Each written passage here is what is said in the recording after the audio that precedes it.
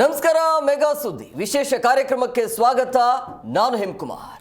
ಉದ್ಯಾನ ನಗರಿ Bengaluru silicon city cool ಅಂತ ಕರಿತೀವಿ ನಾವು. ಆದರೆ ಇಡೀ ದೇಶದಲ್ಲೇ ಕೂಲ್ ಸಿಟಿ ಅಂತಂದರೆ ಅದು ಬೆಂಗಳೂರು ಅಂತ. ಬಟ್ ಈ ಬಾರಿ ಅದಕ್ಕೆ ಮೀರಿಸುವಂತೆ ಅಂದರೆ ದೆಹಲಿಯನ್ನು ಮೀರಿಸುವಂಥ ತಾಪಮಾನ ಹೆಚ್ಚಳ ಆಗ್ತಾ ಇದೆ. ಸಹಜವಾಗಿ ಜನ ಆತಂಕದಲ್ಲಿದ್ದಾರೆ. ಬೆಂಗಳೂರಿನಲ್ಲಿ ಈ ರೀತಿಯಾಗಿ ಉಷ್ಣಾಂಶ ಹೆಚ್ಚಳ ಆದರೆ ಜನ ಬದುಕೋದು ಹೇಗೆ? ಮುಂದಿನ 3-4 ತಿಂಗಳ ಕಾಲ ಈ ಬಿಸಿಲಲ್ಲೇ ಬದುಕುವಂಥ ಪರಿಸ್ಥಿತಿ ಎದುರಾಗುತ್ತೆ. ಸೊ ಇದರಿಂದ ಏನಾಗುತ್ತೆ, ಸಹಜವಾಗಿ ಆರೋಗ್ಯದ ಮೇಲೆ ಪರಿಣಾಮ ಬೀರುತ್ತೆ. ಪ್ರಮುಖವಾಗಿ ಚಿಕ್ಕ ಮಕ್ಕಳು, ಅದಾದ ನಂತರ ವೃದ್ಧರಿಗೆ ಮತ್ತು ಗರ್ಭಿಣಿಯರಿಗೆ ಸಾಕಷ್ಟು ಸಮಸ್ಯೆ ಆಗುವಂಥ ಸಾಧ್ಯತೆ ಇರುತ್ತೆ. ಸೊ ಹಂಗಾಗಿ ಆರೋಗ್ಯವಾಗಿ 3-4 ತಿಂಗಳ ಕಾಲ ಆರೋಗ್ಯವಾಗಿ ಇರಬೇಕು ಅಂತಂದರೆ ಏನು ಮಾಡಬೇಕು? ಈ ಬೇಸಿಗೆಯ ಸಮಯದಲ್ಲಿ ಹೇಗೆ ಕಂಟ್ರೋಲ್ಗೆ ಇರಬೇಕಾಗುತ್ತೆ ಜನ?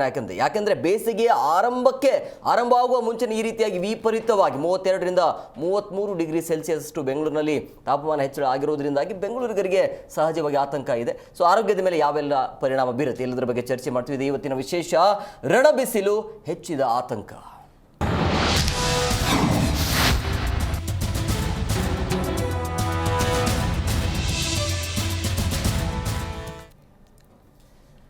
ಶಿವರಾತ್ರಿಗೂ ಮುನ್ನವೇ ಈ ಬಾರಿ ಈ ರೀತಿಯ ಉಷ್ಣಾಂಶ ಜಾಸ್ತಿ ಆಗ್ತಾ ಇರುವಂಥ ಹಿನ್ನೆಲೆಯಲ್ಲಿ ಸಹಜವಾಗಿ ಜನರಲ್ಲಿ ಒಂದು ಆತಂಕ ಇರುತ್ತೆ. ಏನೆಲ್ಲ ಆರೋಗ್ಯ ಸಂಭವಿಸಬಹುದು, ಮಕ್ಕಳನ್ನು ಏನು ಮಾಡಬೇಕು, ಗರ್ಭಿಣಿಯರು ಏನು ಮಾಡಬೇಕು, ಯಾವ ರೀತಿಯಾಗಿ ಎಚ್ಚೆತ್ಕೊಳ್ಬೇಕು ಅನ್ನೋದ್ರ ಬಗ್ಗೆ ಇವತ್ತಿನ ಟಾಪಿಕ್ಕು.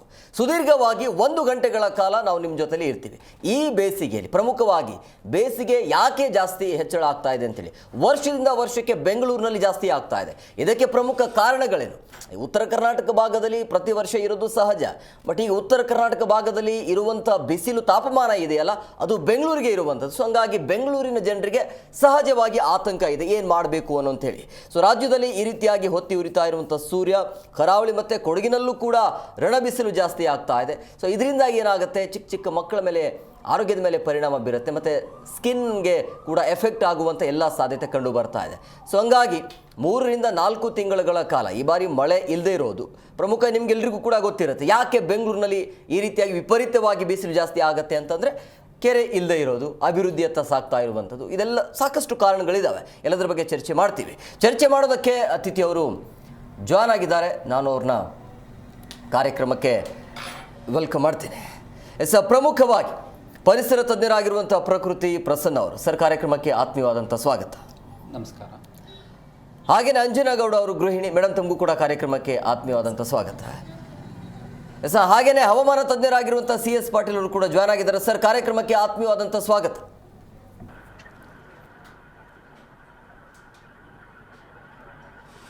ಎಸ್ ಪ್ರಸನ್ನ ಸರ್, ಈಗ ಪ್ರಮುಖವಾಗಿ ಕಳೆದ 1 ವಾರದಿಂದ ಬೇಸಿಗೆಯ ಮುಂಚೆನೇ ಈ ರೀತಿಯಾಗಿ ವಿಪರೀತವಾಗಿ ಬಿಸಿಲು ಬರ್ತಾ ಇರೋದ್ರಿಂದಾಗಿ ಜನರಲ್ಲಿ ಆತಂಕ ಇದೆ. ಅದು ಉತ್ತರ ಕರ್ನಾಟಕ ಭಾಗದಲ್ಲಿ ಏನೇ ಇದ್ರೂ ಅದನ್ನು ಸಹಿಸ್ಕೊಳ್ಳುವಂಥ ಜನ ಇದ್ದಾರೆ. ಬಟ್ ಬೆಂಗಳೂರಿನಲ್ಲಿ ಇದನ್ನು ತಡ್ಕೊಳ್ಳೋಕ್ಕೆ ಯಾರು ರೆಡಿ ಇರೋದಿಲ್ಲ. ಏನು ಕಾರಣ ಇರ್ಬೋದು ಅಂತ? ಸರ್, ನಾವು ಪಕ್ಕಾ ಉತ್ತರ ಕರ್ನಾಟಕದವ್ರೆ. ಓಕೆ. ಬಟ್ ಸಮಸ್ಯೆ ಆಗಲ್ಲ, ನೋವೆಲ್ಲ ಸಮಸ್ಯೆ ಆಗುತ್ತೆ, ಆಗಲ್ಲ ಪ್ರಶ್ನೆ ಇಲ್ಲ. ಯಾಕಂದರೆ ಇಂಡಿವಿಜುವಲಿಟಿ ಅಲ್ವಲ್ಲ ನೋಡಬೇಕಾಗಿರೋದು ನಾವು. ಎಲ್ಲದ್ರ ಬಗ್ಗೆ ನೋಡ್ಬೇಕಂತ ಪರಿಸ್ಥಿತಿ ಬರುತ್ತೆ. ನಮಗೆಲ್ಲ ನಮ್ಮ ತಾತಂದ್ರೆಲ್ಲ ಹೇಳ್ತಾಯಿದ್ರು, ತತ್ತ ಚಳಿ ಯಾವಾಗ ಹೋಗುತ್ತೆ ಅಂತ. ನಮ್ಮ ಕಡೆ ಮೈ ಕೊರಿಯುವಂಥ ಚಳಿ ಇರ್ತಿತ್ತು. ನಾವು ಶಿವರಾತ್ರಿ ಬಂದಾಗ ಶಿವ ಅಂತ 2 ಸರಿ ಹೇಳು, ಶಿವರಾತ್ರಿ ದಿನ ಆವಾಗ ಚಳಿ ಹೋಗುತ್ತೆ ಅಂತ ಒಂದು ಪ್ರತೀತಿ. ನೀವು ನಂಬಲ್ಲ ನೋಡಿ, ಇವತ್ತು ಈಗ ಆಲ್ರೆಡಿ ರಾತ್ರಿ ಜನ AC ಫ್ಯಾನು ಆಲ್ಮೋಸ್ಟ್ ಆಲ್ 1 ಮಂತಿಂದ ಹಾಕ್ಕೊಂಡೇ ಸ್ಟಾರ್ಟ್ ಮಾಡಿದ್ದಾರೆ. ಅಂದರೆ ಯಾವ ದಿಕ್ಕಿಗೆ ಹೋಗ್ತಾ ಇದ್ದೀವಿ ಅನ್ನೋದಷ್ಟೇ ಕಾನ್ಸೆಪ್ಟು. ಈಗ ನಮ್ಮ ಪ್ರಕಾರ ಬರೀ ಈ ಬಿಸಿಲು ಜಾಸ್ತಿ ಆಗ್ತಾ ಇರೋದು ಏನಪ್ಪ ಅಂತಂದರೆ ಕೇವಲ ಸೂರ್ಯನ ತಾಪ ಅನ್ನೋದಕ್ಕಿನ್ನು. ಓಕೆ. ನಮ್ಮದ್ರಲ್ಲಿ ಬೆಂಗಳೂರು ಅಂದ ತಕ್ಷಣ ಮುಂಚೆ ಏನಿತ್ತು, ತುಂಬ ಬ್ಯೂಟಿಫುಲ್ಲಾಗಿ ಗಾರ್ಡನ್ ಸಿಟಿ ಅಂತ ಇತ್ತು. ಓಕೆ. ಗಾರ್ಡನ್ ಸಿಟಿ ಆಗಿದ್ಮೇಲೆ ಗಾರ್ಬೇಜ್ ಸಿಟಿ ಅಂತ ಆಯಿತು. ಗಾರ್ಬೇಜ್ ಸಿಟಿ ಆಗಿದ್ಮೇಲೆ ಕಾಂಕ್ರೀಟ್ ನಾಡು, ಕಾಂಕ್ರೀಟ್ ಸಿಟಿ ಅನ್ನೋ ಪರಿಸ್ಥಿತಿಗೆ ಬಂದ್ವಿ. ಓಕೆ. ನೀವು ನಂಬಲ್ಲ, ಎಂತೆಂಥ ಮರಗಳು. ಓಕೆ. ನೀವು 100, 110, 120 ವರ್ಷದ ಮರಗಳನ್ನೆಲ್ಲ ಕಡಿದ್ಬಿಟ್ಟು ನೀವು ನಿಮ್ಮದೇ ಆದಂಥ ಮನೆಗಳು ಕಟ್ಕೊತೀರ. ಜೊತೆಗೆ ಅಭಿವೃದ್ಧಿ ನೆಪದಲ್ಲಿ ಆ್ಯಕ್ಚುಲಿ ನಾನು ಅಭಿವೃದ್ಧಿ ಒಳ್ಳೆಯದಲ್ಲ ಅಂತ ಹೇಳ್ತಿಲ್ಲ, ಓಕೆ. ಬಟ್ ಅಭಿವೃದ್ಧಿ ನೆಪದಲ್ಲಿ ನೀವು 100-120 ವರ್ಷದ ಮರಗಳನ್ನು ಕಡಿತೀರಿ ಅಂತಂದರೆ ಇದು ಯಾವ ಥರನಾದ ಲೆಕ್ಕ ಅಂತ ಒಂದು ಗೊತ್ತಾಗ್ತಾಯಿಲ್ಲ, ಓಕೆ. ಸೆಕೆಂಡು, ಈಗ ಹೊಸದಾಗಿ ಏನಪ್ಪ ಅಂತಂದರೆ ಬೆಂಗಳೂರು ಅಂದರೆ ಟ್ರಾಫಿಕ್. ನಾನು ಅದೇ ಹೇಳ್ತಿರ್ತೀನಿ, ಯಾವಾಗ ಟ್ರಾಫಿಕ್ ಜಾಸ್ತಿ ಆಯಿತು ಸ್ವಲ್ಪ ಜಾಮ್ ಇಟ್ಕೊಂಡು ಹೋಗಿರಿ, ಬ್ರೆಡ್ ಇಟ್ಕೊಂಡ್ರಿ, ಟ್ರಾಫಿಕ್ನು ಜಾಮು ತಗೊಂಡು ತಿನ್ಕೊಂತ ಹೋಗ್ರಿ. ಇದೇ ಪರಿಸ್ಥಿತಿ ಇರೋದು, ಓಕೆ. ತಿಂಡಿ ಮಾಡಬೇಡಿ, ನೀವು ಆರಾಮಾಗಿ ಕಾರಲ್ಲಿ ಹೋಗ್ತಾ ನಿಮಗೆ ಟ್ರಾಫಿಕ್ ಜಾಮ್ ಬರುತ್ತೆ, ಅಲ್ಲಿ ಆರಾಮಾಗಿ ತಿಂಡಿ ತಿನ್ಕೊಂತ ಹೋಗ್ರಿ, ಅನ್ನೋ ಪರಿಸ್ಥಿತಿ ಬಂದಿದೆ. ನಾನು ಹೇಳೋದೇನಪ್ಪ ಅಂತಂದರೆ ಈಗ ಪಬ್ಲಿಕ್ ಟ್ರಾನ್ಸ್ಪೋರ್ಟ್ಗಳನ್ನ ಇನ್ಕ್ರೀಸ್ ಮಾಡಿ. ನಾನು ಹೇಳೋದು ಒಂದು ಮನೇಲಿ ಮಿನಿಮಮ್ ಅಂತ ಅಂದ್ರೂ 3-4 ಕಾರ್ಗಳಾಗಿದ್ದಾವೆ, ಓಕೆ. ತಾವು ಯಾಕೆ ಇಲ್ಲ ಇಂಡಿವಿಜುವಲ್ ಒಂದೊಂದು ಕಾರ್ ಯೂಸ್ ಮಾಡ್ತೀರಾ, ಓಕೆ. ಪಬ್ಲಿಕ್ ಟ್ರಾನ್ಸ್ಪೋರ್ಟ್ ಇವತ್ತು ಮೆಟ್ರೋ ಅನ್ನೋದು ಎಷ್ಟು ಫೆಸಿಲಿಟೀಸ್ ಕೊಡ್ತಾ ಇದೆ ಅಂತ ಅಂದರೆ ಅಷ್ಟು ಫೆಸಿಲಿಟಿ ಕೊಡ್ತಾ ಇದೆ. ಡೋರ್ ಟು ಡೋರ್ ನಿಮಗೆ ಕೆಲವೆಲ್ಲ ಬಸ್ಗಳನ್ನು ಬಿಟ್ಟಿದ್ದಾರೆ, ಓಕೆ. ಅಲ್ಲಿಂದ ನೀವು ತಗೊಂಡು ಮೆಟ್ರೋ ಪ್ರಯಾಣ ಸ್ಟಾರ್ಟ್ ಮಾಡಿ. ನೀವು ಯಾವಾಗ ಒಂದೇ ದಿನಕ್ಕೆ ನಿಮ್ಮ ಮನೆಯಿಂದ 4 ಕಾರ್ ಹೊರಡ್ತಾವೋ ಅದ್ರೆ ಅಂತ ಒಂದು ಕಾರ್ಬನ್ ಡೈಆಕ್ಸೈಡ್ ಎಮಿಟ್ ಮಾಡುತ್ತೆ, ಓಕೆ. ಅದು ಎಲ್ಲಿಗೆ ಹೋಗ್ಬೇಕು, ಮತ್ತೆ ಮೇಲೇ ಹೋಗಬೇಕು, ಓಕೆ. ಹೋಯ್ತು ಅಂತಂದರೆ ಅದು ಹೋಗುತ್ತೆ. ಅದ್ರ ಜೊತೆಗೆ ಇನ್ನೊಂದು ಏನು ಮಾಡ್ತಿದ್ದೀವಿ ಅಂತಂದರೆ, ನೀವು ನಂಬಲ್ಲ, ಹುಟ್ಟಿದಾಗಿಂದ ನಾವು ಎ ಸಿಲೇ ಇದ್ದೀವಿನಪ್ಪ ಅನ್ನಂಗೆ ಇತ್ತೀಚಿನ ದಿನಗಳಲ್ಲಿ ನಮ್ಮ ಆಫೀಸರ್ಸ್ಗಳಿರ್ಬೋದು, ಎಲ್ಲ ಇಂಡಿವಿಜುವಲ್ ಮನೆಗಳವ್ರು ಇರ್ಬೋದು, ಓಕೆ. ಎ ಸಿ ಇಲ್ಲ ಅಂದರೆ ಇವ್ರಿಗೆ ನಿದ್ದೆನೇ ಇಲ್ಲ ಅನ್ನೋ ಲೆವೆಲಿಗೆ ಬಂದಿದ್ದಾರೆ ಸರ್. ಅವರೇ ನಾನು ಒಪ್ಪನೇಟ್ ಚಾಲೆಂಜ್ ಮಾಡ್ತಾರೆ, 30 ವರ್ಷದ ಕೆಳಗಡೆ ಅವ್ರು ಯಾವುದೋ ಹಳ್ಳಿಲಿ ಇರ್ತಾರೆ, ಇನ್ನೊಂದು ಇರ್ತಾರೆ. ಅಲ್ಲಿ ಎಲ್ಲಿತ್ತು ಸರ್ ಎ ಸಿ ಅವಾಗ? ಎ ಸಿ ಅವಾಗ ಇರಲಿಲ್ಲ ತಾನೇ. ಆ ಎ ಸಿಯ ವಿಕಿರಣಗಳು ಏನು ಇಲ್ಲಿಂದ ನಾವು ವಾಪಸ್ ಇದು ಮಾಡ್ತೀವಲ್ಲ, ಆ ಎ ಸಿಯ ವಿಕಿರಣಗಳು ಕೂಡ ನಮ್ಮ ಓಜೋನ್ ಲೇಯರ್ನ ಎಫೆಕ್ಟ್ ಮಾಡ್ತವೆ. ಒಂದು ನೀವು ಕಾರು ನಿಮ್ಮ ಇದರಿಂದ ಬಿಡೋ ಎಲ್ಲ ಒಂದು ಪರ್ಸನಲ್ ವೆಹಿಕಲ್ಗಳಿಂದ ಬಿಡೋ ಒಂದು ಹೊಗೆ ಕಾರ್ಬನ್ ಡೈಆಕ್ಸೈಡ್, ಅದು ಪ್ಲಸ್ಸು ನಿಮ್ಮ ಎ ಸಿಗಳು, ಇವೆಲ್ಲದು ಏನಾಗುತ್ತೆ, ಯಾವಾಗ ಮೇಲೆ ಹೋಗ್ಬಿಟ್ಟು ಓಜೋನ್ ಲೇಯರ್ ಎಫೆಕ್ಟ್ ಆಗುತ್ತೋ ಆಬ್ವಿಯಸ್ಲಿ, ಓಕೆ. ಓಜೋನ್ ಲೇಯರ್ ಏನು ಮಾಡ್ತಾಯಿತ್ತು, ಅದರದ್ದೇ ಅಂತ ಒಂದು ಕಿರಣಗಳನ್ನು ವಿತ್ ಹ್ಯಾಂಡ್ ಮಾಡ್ತಾಯಿತ್ತು, ಅದನ್ನು ಹಿಡ್ಕೊತಾ ಇತ್ತು. ಈಗ ಅದು ಏನಂತ ಹಿಡ್ಕೋಬೇಕಾಗಿದೆ, ಯಾವ ಕಾರಣಕ್ಕೂ ಏನು ಹಿಡ್ಕೊಳಕ್ಕಾಗೋದೇ ಇಲ್ಲ, ಚಾನ್ಸೇ ಇಲ್ಲ, ಓಕೆ. ಆಬ್ವಿಯಸ್ಲಿ ಏನಾಗುತ್ತೆ, ಬಿಸಿಲು ಸ್ಟಾರ್ಟ್ ಆಗುತ್ತೆ. ನಾವು ಹೇಳೋದು ಇಷ್ಟೇ, ವೆರಿ ಸಿಂಪಲ್ಲು ಸರ್. ದಯವಿಟ್ಟು ಪಬ್ಲಿಕ್ ಟ್ರಾನ್ಸ್ಪೋರ್ಟ್ ಯೂಸ್ ಮಾಡಿ, ಪ್ರಪಂಚ ಪಬ್ಲಿಕ್ ಟ್ರಾನ್ಸ್ಪೋರ್ಟಿಗೆ ಶಿಫ್ಟ್ ಆಗಿ. ಇದನ್ನು ನೀವು ಓರಲ್ಲಿ ಹೇಳಿದರೆ ಯಾರೂ ಕೇಳಲ್ಲ. ನಾವು ಮಾಡಬೇಕಾಗಿರೋದು ಏನಪ್ಪ ಅಂತಂದರೆ, ಒಂದಿನ ಆಡ್ ನಂಬರ್ ಕಾರ್ಗಳು, ಒಂದಿನ ಈವನ್ ನಂಬರ್ ಕಾರ್ಗಳು ರೋಡಲ್ಲಿರಬೇಕು, ಓಕೆ. ನೀವು ರೋಡಲ್ಲಿ ಯಾವಾಗ ಟ್ರಾಫಿಕ್ ಇದಾಗುತ್ತೋ, ಕಡಿಮೆ ಆಗ್ತಾ ಹೋಗುತ್ತೋ, ಆಬ್ವಿಯಸ್ಲಿ ಜನದ್ದು ಟ್ರಾನ್ಸ್ಪೋರ್ಟೇಷನು ಈಸಿಯಾಗಿ ಸುಗಮವಾಗಿ ಹೋಗುತ್ತೆ. ಪ್ಲಸ್ಸು ಆ ಜಾಮನ್ನು ತಪ್ಪುತ್ತೆ, ಪ್ಲಸ್ ನಮ್ಮ ಪ್ರಕೃತಿಗೆ ಒಂದು ಎಫೆಕ್ಟ್ ಆಗೋದು ತಪ್ತಾ ಹೋಗುತ್ತೆ. ಇದನ್ನು ಗೌರ್ಮೆಂಟಿಂದನೇ ಅವರೇ ಮಾಡಬೇಕು ಹೊರತು ನಾವು ಏನು ಮಾಡಿದ್ರು ಜನ ಯಾರೂ ನಮ್ಮ ಮಾತು ಕೇಳಲ್ಲ, ಓಕೆ. ಯಾಕೆ ಹೇಳ್ತೀನಿ ನೋಡ್ರಿ, ಹೆಲ್ಮೆಟ್ ವಿತೌಟ್ ಹೆಲ್ಮೆಟ್ ಹೋದರೆ ಅವಾಗ ಸುಮ್ಮನೆ ಅದು ಇದು ಅಂತ ಹೇಳ್ತಿದ್ರು. ಬಟ್ ಇವಾಗ ಫೈನ್ 1,000 ರೂಪಾಯಿ ಫೈನ್ ಅಂತ ಅಂದಿನ ಮೇಲೆ ಮಾತ್ರ ಇವತ್ತು ಹೆಲ್ಮೆಟ್ ಹಾಕ್ತಿದ್ದಾರೆ. ಇವತ್ತೇ ತೆಗೆದುಬಿಡಲಿ 1,000 ಫೈನ್ ಇಲ್ಲ ಅಂತಂದೇಳಿ ಒಬ್ಬರು ಹೆಲ್ಮೆಟ್ ಹಾಕಲ್ಲ. ದಂಡಂ ದಶಗುಣಂ ಅನ್ನಂಗೆ ನೀವು ಇವತ್ತು ರೋಡಿಗೆ ಇಳಿಬೇಕಾದ್ರೆ ಇವತ್ತು 100% ಆಡ್ ನಂಬರ್ ಕಾರ್ ನಂಬರ್ ಕೂಡಿದರೆ ಆಡ್ ಇರಬೇಕು, ಓಕೆ. ನೆಕ್ಸ್ಟ್ ಡೇ ಸೋಮವಾರ ಆಡಿದರೆ ಮಂಗಳವಾರ ಈವನ್ ನಂಬರ್ಸ್, ಓಕೆ. ಸರಿ ಬೆಸದ್ದು ಮಾಡ್ಕೊಂಡು ಹೋದ್ವಿ ಅಂತಂದರೆ ಏನಾದರೂ ಒಂದು ರೆವಲ್ಯೂಷನ್ ಆಗುತ್ತೆ ಸರ್. ಎಸ್ ಪಾಟೀಲ್ ಸರ್, ಈಗ ಈ ಬೇಸಿಗೆ ಆರಂಭ ಮುಂಚೆನೇ, ಈಗ ಫೆಬ್ರವರಿ ಆರಂಭದಲ್ಲೇ ಈ ರೀತಿಯಾಗಿ ವಿಪರೀತವಾಗಿ ತಾಪಮಾನ ಹೆಚ್ಚಳ ಆಗಿರೋದ್ರಿಂದಾಗಿ ಸಹಜವಾಗಿ ಜನರಲ್ಲಿ ಆತಂಕ ಇದೆ. ಸೊ ಶಿವರಾತ್ರಿ ಆದ ನಂತರ ಸಹಜವಾಗಿ ನಾವು ಬೇಸಿಗೆ ಆರಂಭ ಆಗುತ್ತಂತ ಅಂದ್ಕೊಂಡಿದ್ವಿ. ಬಟ್ ಈಗ ಆರಂಭದಲ್ಲಿ ಹಿಂಗೆ ಆಗಿರೋದ್ರಿಂದ ಏನೆಲ್ಲ ಸಮಸ್ಯೆ ಆಗ್ಬೋದು ಅಂತೇಳಿ, ಕಾರಣ ಏನು ಈ ರೀತಿಯಾಗಿ ಆರಂಭದಲ್ಲೇ ಬೇಸಿಗೆ ಏರಿಕೆ ಆಗೋದಕ್ಕೆ?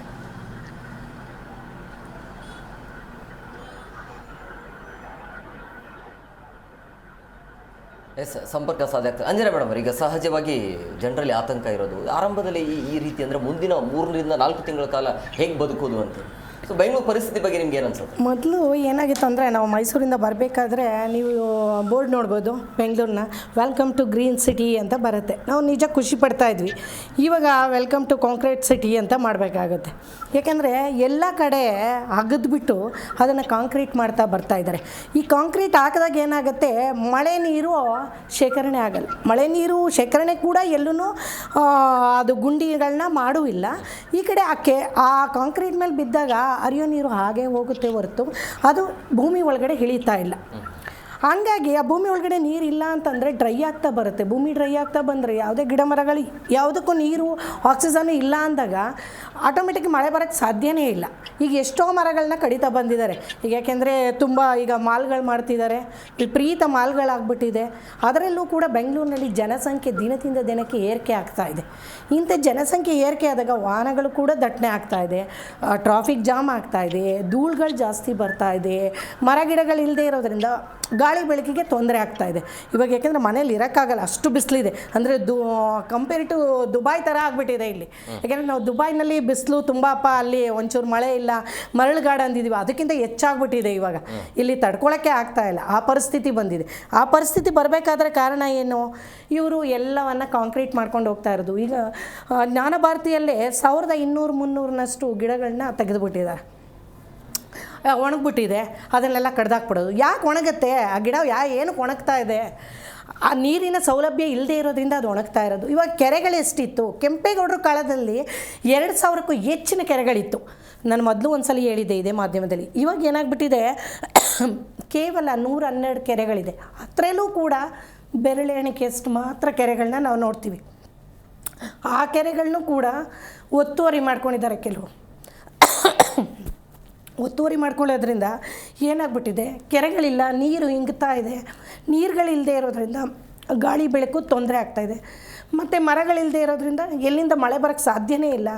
ಜನಸಂಖ್ಯೆ ಜಾಸ್ತಿ ಆಗ್ತಾ ಇರೋದು, ದಟ್ಟಣೆ ಜಾಸ್ತಿ ಆಗ್ತಾಯಿದೆ. ಮತ್ತು ಇವರು ಸರ್ ಹೇಳಿದರು ಇವಾಗೆಲ್ಲ ಆರಾಮ ಮೆಟ್ರೋದಲ್ಲಿ ಹೋಗ್ಬಿಡಿ ಅಂತ. ಮೆಟ್ರೋ ದರ ತುಂಬ ಜಾಸ್ತಿ ಆಗಿದೆ. ವಾಹನಗಳು ಬೇಡ ಅಂಥೇಳಿ ಮೆಟ್ರೋ ಮಾಡಿದ್ರು, ಅದರ ಉಪಯೋಗ ಪಡ್ಕೊಳ್ಳಿ ಅಂಥೇಳಿ ಈಗ ಇಷ್ಟು ದೂರಕ್ಕೆ 50 ರೂಪಾಯಿ 60 ರೂಪಾಯಿ 100%, 100%, 90% ಹಿಂಗೆ ಇಳಿಕೆ ಮಾಡಿದ್ದೀವಿ, ನಾವು ಜಾಸ್ತಿ ಮಾಡಿದ್ದೀವಿ ಅಂತ ಮಾಡಿದ್ದಾರೆ. ಕೆಲವೊಂದು ಕಡೆ ಇನ್ನೂ ಇಳಿಕೆ ಆಗಿಲ್ಲ, ಅದು ಇನ್ನೂ ಗಲಾಟೆ ನಡೀತಾ ಇದೆ. ಹಿಂಗಾಗಿ ಏನು ಮಾಡ್ತಿದ್ದಾರೆ, ತಿರ್ಗಾ ವಾಹನಗಳನ್ನ ಬೀದಿಗೆ ತರ್ತಾ ಇದ್ದಾರೆ. ಆಟೋಮೆಟಿಕಲಿ ತರಲೇಬೇಕು, ಯಾಕೆಂದರೆ 50 ರೂಪಾಯಿ ಕೊಡೋಕ್ಕಾಗಲ್ಲ ಅಂತೇಳಿ ಅವ್ರು ಏನು ಮಾಡ್ತಿದ್ದಾರೆ, ವಾಹನಗಳನ್ನ ತರ್ತಿದ್ದಾರೆ. ಹಂಗಾಗಿ ತಿರ್ಗಾ ಜಾಮ್ ಆಗುತ್ತೆ, ತಿರ್ಗಾ ಧೂಳು ಹೊಗೆ ಎಲ್ಲ ತಿರ್ಗಿ ಆಟೋಮೆಟಿಕ್ ಎಲ್ಲ ಜಾಸ್ತಿ ಆಗ್ತಾಯಿದೆ. ಹಿಂಗಾದಾಗ ಏನೂ ಮಾಡಲಿಕ್ಕೆ ಸಾಧ್ಯ ಇಲ್ಲ. ಯಾಕೆಂದರೆ ಮಳೆ ಬರ್ತಾನೇ ಇಲ್ಲ. ಮಳೆ ಬರಲಿಲ್ಲ ಅಂತಂದರೆ ಏನಾಗುತ್ತೆ, ಈ ರೀತಿ ಸೆಕೆ ಜಾಸ್ತಿ ಆಗುತ್ತೆ. ಈಗ ಯಾಕೆಂದರೆ ಮಕ್ಕಳ ಮೇಲೆ ತುಂಬ ಪರಿಣಾಮ ಬೀರುತ್ತೆ. ಈಗೆಲ್ಲ ಮಕ್ಕಳಿಗೆ ಎಕ್ಸಾಮ್ ನಡೀತಿದೆ. 3 ಅವರ್ ನಿಜವಾಗ್ಲೂ ಆ ಕ್ಲಾಸ್ನಲ್ಲಿ ಕೂತ್ಕೊಳ್ಳೋಕ್ಕಾಗ್ತಾಯಿಲ್ಲ. ಫ್ಯಾನ್ ಹಾಕ್ತಾರೆ, AC ಹಾಕ್ತಾರೆ, ಹಂಗೂ ಕೂತ್ಕೊಳ್ಳೋಕ್ಕಾಗ್ತಾಯಿಲ್ಲ. ಈಗ ಈ ತಿಂಗಳು ಎಕ್ಸಾಮ್ ಮುಗಿದ್ರೆ ಸಾಕಪ್ಪ ಅಂತ ನಾವು ಮನೇಲಿ ಕಾಯ್ಕೊಂಡಿದ್ದೀವಿ. ಯಾಕೆಂದರೆ ಆ ಮಕ್ಳಿಗೆ ಸೆಕೆ ತಡೆಯೋಕ್ಕಾಗ್ತಾಯಿಲ್ಲ, ಮುಖದಲ್ಲಿ ಪಿಂಪಲ್ಸ್ ಬರ್ತಾಯಿದೆ, ಟ್ಯಾನ್ ಆಗ್ತಾಯಿದೆ.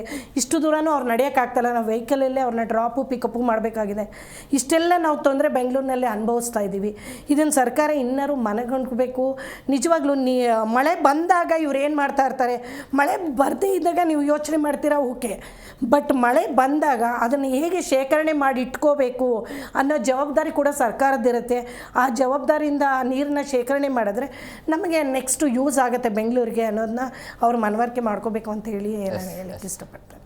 ಪ್ರಸನ್ನ ಸರ್, ಈಗ ಪ್ರಮುಖವಾಗಿ ಈ ಅಭಿವೃದ್ಧಿ ಮಾಡ್ತಾ ಇರೋದು ಕೂಡ ಒಂದು ಕಾರಣ ಆಗ್ಬಹುದಲ್ಲ? ಅಂದರೆ ಪರಿಸರ ನಾಶ ಮಾಡ್ತಾ ಇರೋದು, ಇದರಿಂದ ಬೆಂಗಳೂರಲ್ಲಿ ವರ್ಷದಿಂದ ವರ್ಷಕ್ಕೆ ಈ ರೀತಿಯಾಗಿ ಹೆಚ್ಚಿನ ತಾಪಮಾನ ಉಂಟಾಗ್ತಾ ಇರೋದು, ಏನು ಹೇಳ್ತೀವಿ? ಸರಿಗ ತುಂಬ ನೋವಾಗ ಸಂಗತಿ ಏನಪ್ಪ ಅಂತಂದರೆ, ನಿಮಗೆ ಬೆಂಗಳೂರು ಬಿಟ್ಟು ಬೇರೆ ಸಿಟಿಗಳು ಕಾಣೋದೇ ಅಲ್ವಾ? ಇಲ್ಲೇ ಅಭಿವೃದ್ಧಿ ಮಾಡಬೇಕಾ ನೀವು? ಇಲ್ಲೇ ಮರಗಳು ಕಡಿಬೇಕಾ? ನಿನ್ನೆ ಒಂದು ಓದ್ತಾ ಇದ್ದೆ, 1999 ಗಿಡಗಳನ್ನು ಕಡಿದ್ಬಿಟ್ಟು ಇಲ್ಲೊಂದು ಅಭಿವೃದ್ಧಿ ಮಾಡಬೇಕು ಅಂತಂದೇಳಿ. ಯಾಕೆ ಅಂತ ಕೇಳ್ತಾ ಇರೋದು ನಾನು ಅಷ್ಟೇ. ಓಕೆ, ಅದಕ್ಕೆ ಪ್ರತಿಯೊಬ್ಬ ನನ್ನ ಈ ರಾಜಕಾರಣಿಗಳು ಇರ್ಬೋದು, ದೊಡ್ಡ ದೊಡ್ಡ ಹೈ ಎಂಡ್ ಅಫಿಷಿಯಲ್ಸ್ ಅಂತ ಹೇಳ್ತೀವಿ, ಅವ್ರಿಗೆ ಎಂಥ ನಾಲೆಡ್ಜ್ ಇರುತ್ತಪ್ಪ ಅಂತಂದ್ರೆ, ನಾಲೆಡ್ಜ್ ಜೊತೆಗೆ ಅವರಿಗೆ ತುಂಬಾ ಫ್ರೀಡಮ್ ಕೊಟ್ಬಿಡ್ತಾರೆ. ನಮ್ಮ ಜನಗಳು ಹೆಂಗಪ್ಪ ಅಂತಂದರೆ, ಯಾರಿಗೆ ಓಟ್ ಹಾಕ್ತಾರೋ ಅವ್ರಿಗೆ ಗೊತ್ತಿಲ್ಲ. ಫಸ್ಟ್ ಆಫ್ ಆಲ್ ಓಟ್ ಅಂತ ಹಾಕಿ ಒಂದು ಉನ್ನತ ಪೋಸ್ಟ್ಗೆ ಕೂರಿಸಿರ್ತಾರೆ ಆ ಮಹಾನುಭಾವರುಗಳನ್ನ. ಜೊತೆಗೆ ತುಂಬ ಚೆನ್ನಾಗಿ ಓದ್ಕೊಂಬಂದಿರೋ ಆಲ್ಮೋಸ್ಟ್ ಆಲ್ IAS IPS ಆಫೀಸರ್ಗಳು ಇರ್ತಾರೆ. ನಾನು ಇವರಿಗೆಲ್ಲ ರಿಕ್ವೆಸ್ಟ್ ಏನಪ್ಪ ಅಂತ ಅಂದರೆ, ನೀವು ಬೆಂಗಳೂರಿನೊಂದೇ ಫೋಕಸ್ ಮಾಡಬೇಡಿ.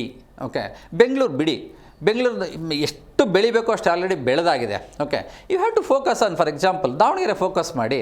ನೀವು ನಂಬಿದ್ರೆ ಬಿಡಿ, ಸೆಂಟ್ರ್ ಪ್ಲೇಸ್ ಇಡೀ ಕರ್ನಾಟಕಕ್ಕೆ ದಾವಣಗೆರೆ ಸೆಂಟ್ರ್ ಪ್ಲೇಸ್. ಓಕೆ, ಎಲ್ಲ ವಿಚಾರಗಳಲ್ಲೂ ಅದು ಬರುತ್ತೆ. ಯಾಕೆ ನೀವು ಅಲ್ಲಿಗೊಂದು ಸ್ವಲ್ಪ ಶಿಫ್ಟ್ ಆಗಲ್ಲ? ನೆಕ್ಸ್ಟು ಹುಬ್ಳಿಗೆ ಹೋಗಿ, ಸ್ವಲ್ಪ ಅಲ್ಲೊಂದು ಸ್ವಲ್ಪ ಇಂಪ್ರೂವ್ಮೆಂಟ್ ಮಾಡಿ. ಇಲ್ಲ, ಎಲ್ಲರೂ ಬರಬೇಕು ಬೆಂಗಳೂರು ಬಿಟ್ಟರೆ ಇವರಿಗೆ ಬೇರೆ ಯೋಚನೆಯೂ ಬರೋದಿಲ್ಲ. ಇದನ್ನು ಮಾಡಬೇಡಿ ಅನ್ನೋದಷ್ಟೇ ನಮ್ಮ ಕಾನ್ಸೆಪ್ಟು. ಜೊತೆಗೆ ಏನಾಗ್ತಿದೆ ಅಂತಂದರೆ, ಯಾವಾಗ ಇದ್ರ ಬೆಳವಣಿಗೆ ಅಂತಂದು ಇವ್ರು ಹೇಳ್ತಾರೋ, ಜನ ಹೋರಾಟ ಮಾಡ್ತೀವಿ, ಇಲ್ಲ ಅಂತ ಹೇಳ್ತಿಲ್ಲ. ಅದು ಸ್ವಲ್ಪ ಮಾತ್ರಕ್ಕಾಗುತ್ತೆ. ಯಾಕಂದರೆ ಅವ್ರು ಆಲ್ರೆಡಿ ಯಾವುದೇ ಒಂದು ನೀವು ಬೆಳವಣಿಗೆ ಇರುತ್ತಲ್ಲ ಅದನ್ನು ಇವ್ರು ಆಲ್ರೆಡಿ ಒಂದು ವರ್ಷದ ಮುಂಚೆನೇ ಪ್ಲ್ಯಾನ್ ಹಾಕ್ಕೊಂಡ್ಬಿಟ್ಟಿರ್ತಾರೆ. ನಮಗೆ ಸುಮ್ಮನೆ ಆವತ್ತಿನ ದಿನಕ್ಕೆ ಇದು ನೋಡ್ರೆ ಇದು ತಗೊಳ್ರಿ ಇದು ನಿಂಗೆ ಮುಗಿಸ್ಕೊಂಡು ಇವತ್ತು ಮಾಡ್ತಿದ್ದೀನಿ ಅಂತ ಹೇಳಿ ಕೊಡ್ತಾರೆ ಬಿಟ್ಟರೆ ಓಕೆ ಅವರೆಲ್ಲ ಮೆಂಟಲಿ ಏನೇನು ಪ್ಲ್ಯಾನ್ ಆಗಬೇಕು ಎಲ್ಲ ಪ್ಲ್ಯಾನ್ ಆಗಿಬಿಟ್ಟಿರುತ್ತೆ. ನಾವು ಹೇಳೋದೇನಪ್ಪ ಅಂತಂದರೆ ಸಾಕು ಇಲ್ಲಿ ನಿಲ್ಲಿಸ್ರಿ, ಇಲ್ಲಿ ನಿಲ್ಲಿಸ್ಬಿಟ್ಟು ಎಷ್ಟು ಗ್ರೀನ್ ಕವರ್ ಹಾಳಾಗಿದೆ ಇಲ್ಲಿ ಅಂತಂದರೆ ಅಷ್ಟೊಂದು ಗ್ರೀನ್ ಕವರ್ ಹಾಳಾಗಿದೆ.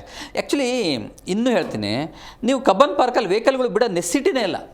ಎಂಥ ಲಂಗ್ ಸ್ಪೇಸ್ ಇದೆ ಅದು ಅಂದರೆ ಅಷ್ಟು ಒಳ್ಳೆ ಲಂಗ್ ಸ್ಪೇಸ್ ಇದೆ. ಅಲ್ಲಿನೂ ಏನಾಗಿದೆ, ಅಲ್ಲಿ ಹುಡುಕಬೇಕು, ಹೆಕ್ಕಬೇಕು. ನೀವು ನಂಬಲ್ಲ, ಬೇಕಾದ್ರೆ ಇವತ್ತು ನಿಮ್ಮನ್ನೆಲ್ಲ ಕರ್ಕೊಂಡೋಗಿ ಚಾಲೆಂಜ್ ಮಾಡ್ತೀವಿ. ನೀವು ಕಬ್ಬನ್ ಪಾರ್ಕ್ ಅಂದ ತಕ್ಷಣ ಅಲ್ಲೆಲ್ಲ ಗಿಡ ಇದಾವಂತಿರಲ್ಲಪ್ಪ, ಓಕೆ ಇವತ್ತಿಗೂ ನಾವಲ್ಲಿ ಇನ್ನು 200 ಗಿಡಗಳು ನೇಟಿವ್ ಸ್ಪೀಸೀಸ್ ಗಿಡ ಹಾಕ್ಬೋದು. ಅಷ್ಟು ಜಾಗ ಇದೆ. ಏನಕ್ಕೆ ಜಾಗ ಅಷ್ಟಿದೆ ಅಂತಂದರೆ ಎಷ್ಟೋ ಮರಗಳು ಬಿದ್ದಿದ್ದಾವೆ. ಓಕೆ ಇನ್ನೆಷ್ಟೋ ಮರಗಳದ್ದು ಏನೋ ಒಂದು ಗಾಳಿಗಿರ್ಬೋದು, ಇನ್ನೊಂದಕ್ಕಿರ್ಬೋದು, ಅಥವಾ ಅದು ಒಣಗ್ಕೊಂಡು ಬಿದ್ದಿರ್ಬೋದು. ಇಷ್ಟು ಮರಗಳು ಬಿದ್ದಿದ್ದಾವೆ.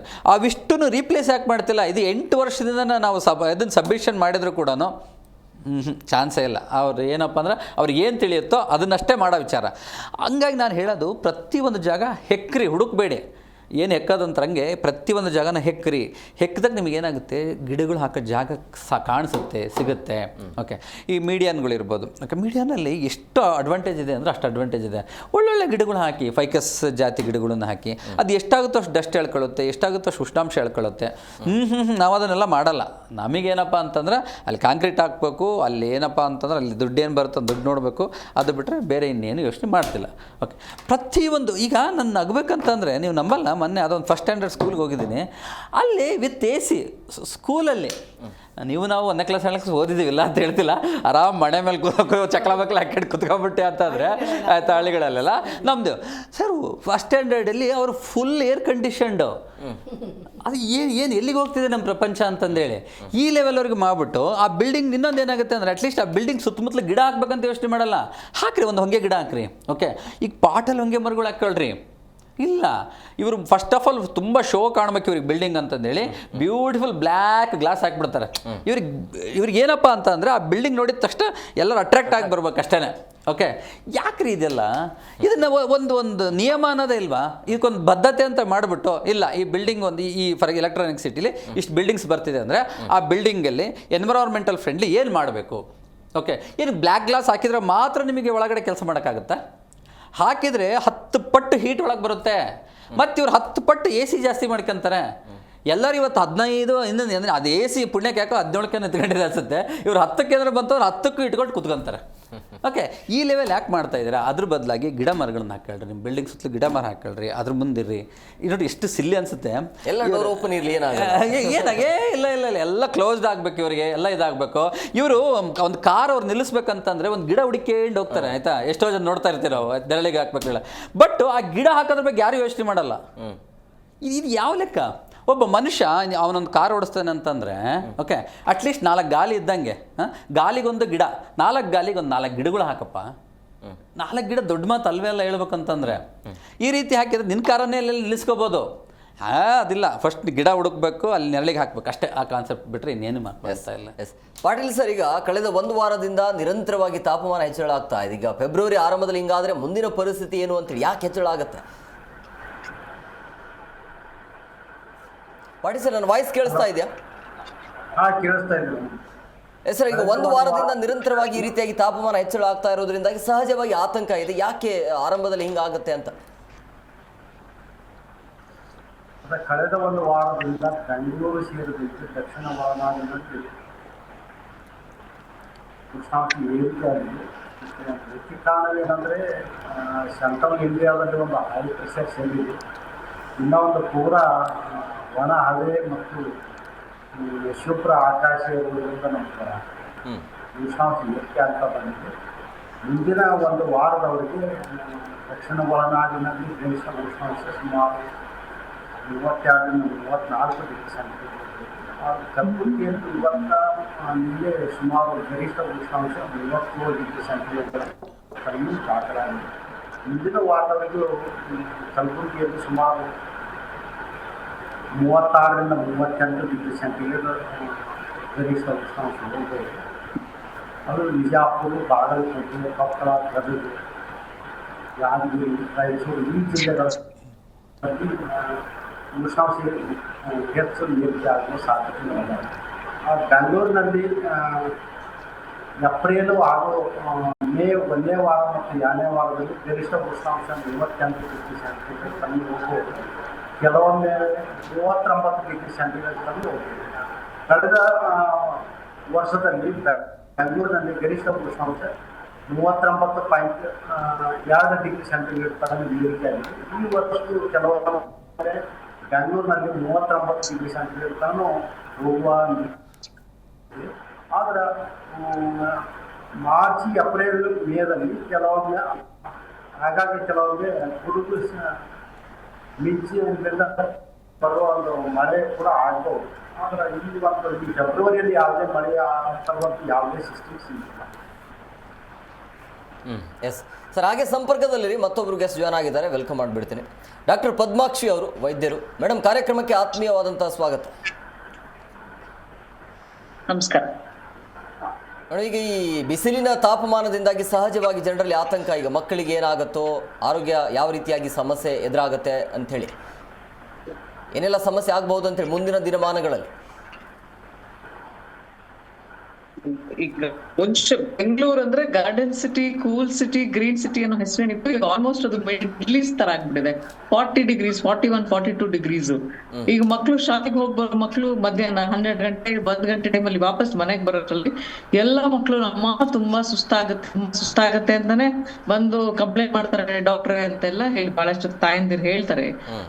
ಇದರಿಂದ ಏನಾಗುತ್ತೆ, ಬರೀ ಹೀಟ್ ವೇವ್ ಜಾಸ್ತಿ ಆಗ್ತದೆ. ಅದೇನ್ ನಮ್ಗೆ ದೈಹಿಕವಾಗಿ ಅಫೆಕ್ಟ್ ಆಗಲ್ಲ ಅಂತ ಇಲ್ವೇ ಇಲ್ಲ. ಡೆಫಿನೆಟ್ಲಿ ದೈಹಿಕವಾಗಿ ಸಾಕಷ್ಟು ಸಮಸ್ಯೆಗಳಾಗತ್ತೆ. ತುಂಬಾ ಜನರಿಗೆ ಮೈಗ್ರೇನ್ ಹೆಡ್ಏಕು ಜಾಸ್ತಿ ಆಗ್ತಾ ಇದೆ. ಬಹಳಷ್ಟು ಜನಕ್ಕೆ BP ಲೋ ಆಗೋ ಸಾಧ್ಯತೆ ಇರ್ತವೆ. ಯಾಕಂದ್ರೆ ತುಂಬಾ ಹೈ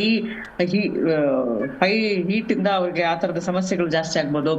ಹೀಟ್ ವೇವ್ಸ್ ಜಾಸ್ತಿ ಆಗಿದಾಗ ವ್ಯಕ್ತಿಯಲ್ಲಿ ಸೆರೋಟೋನಿನ್ ಲೆವೆಲ್ಸ್ ಬಿದ್ದೋಗುತ್ತೆ. ಅವಾಗ ಏನಾಗುತ್ತೆ, ಅವ್ರಿಗೆ ಆಂಗ್ಸೈಟಿ ಆಗ್ಬೋದು, ಸ್ಟ್ರೆಸ್ ಆಗ್ಬೋದು, ಬಹಳಷ್ಟು ಸಮಸ್ಯೆಗಳಾಗ್ಬೋದು, ಡಿಸ್ಕಂಫರ್ಟ್ ಅನ್ಸುತ್ತೆ.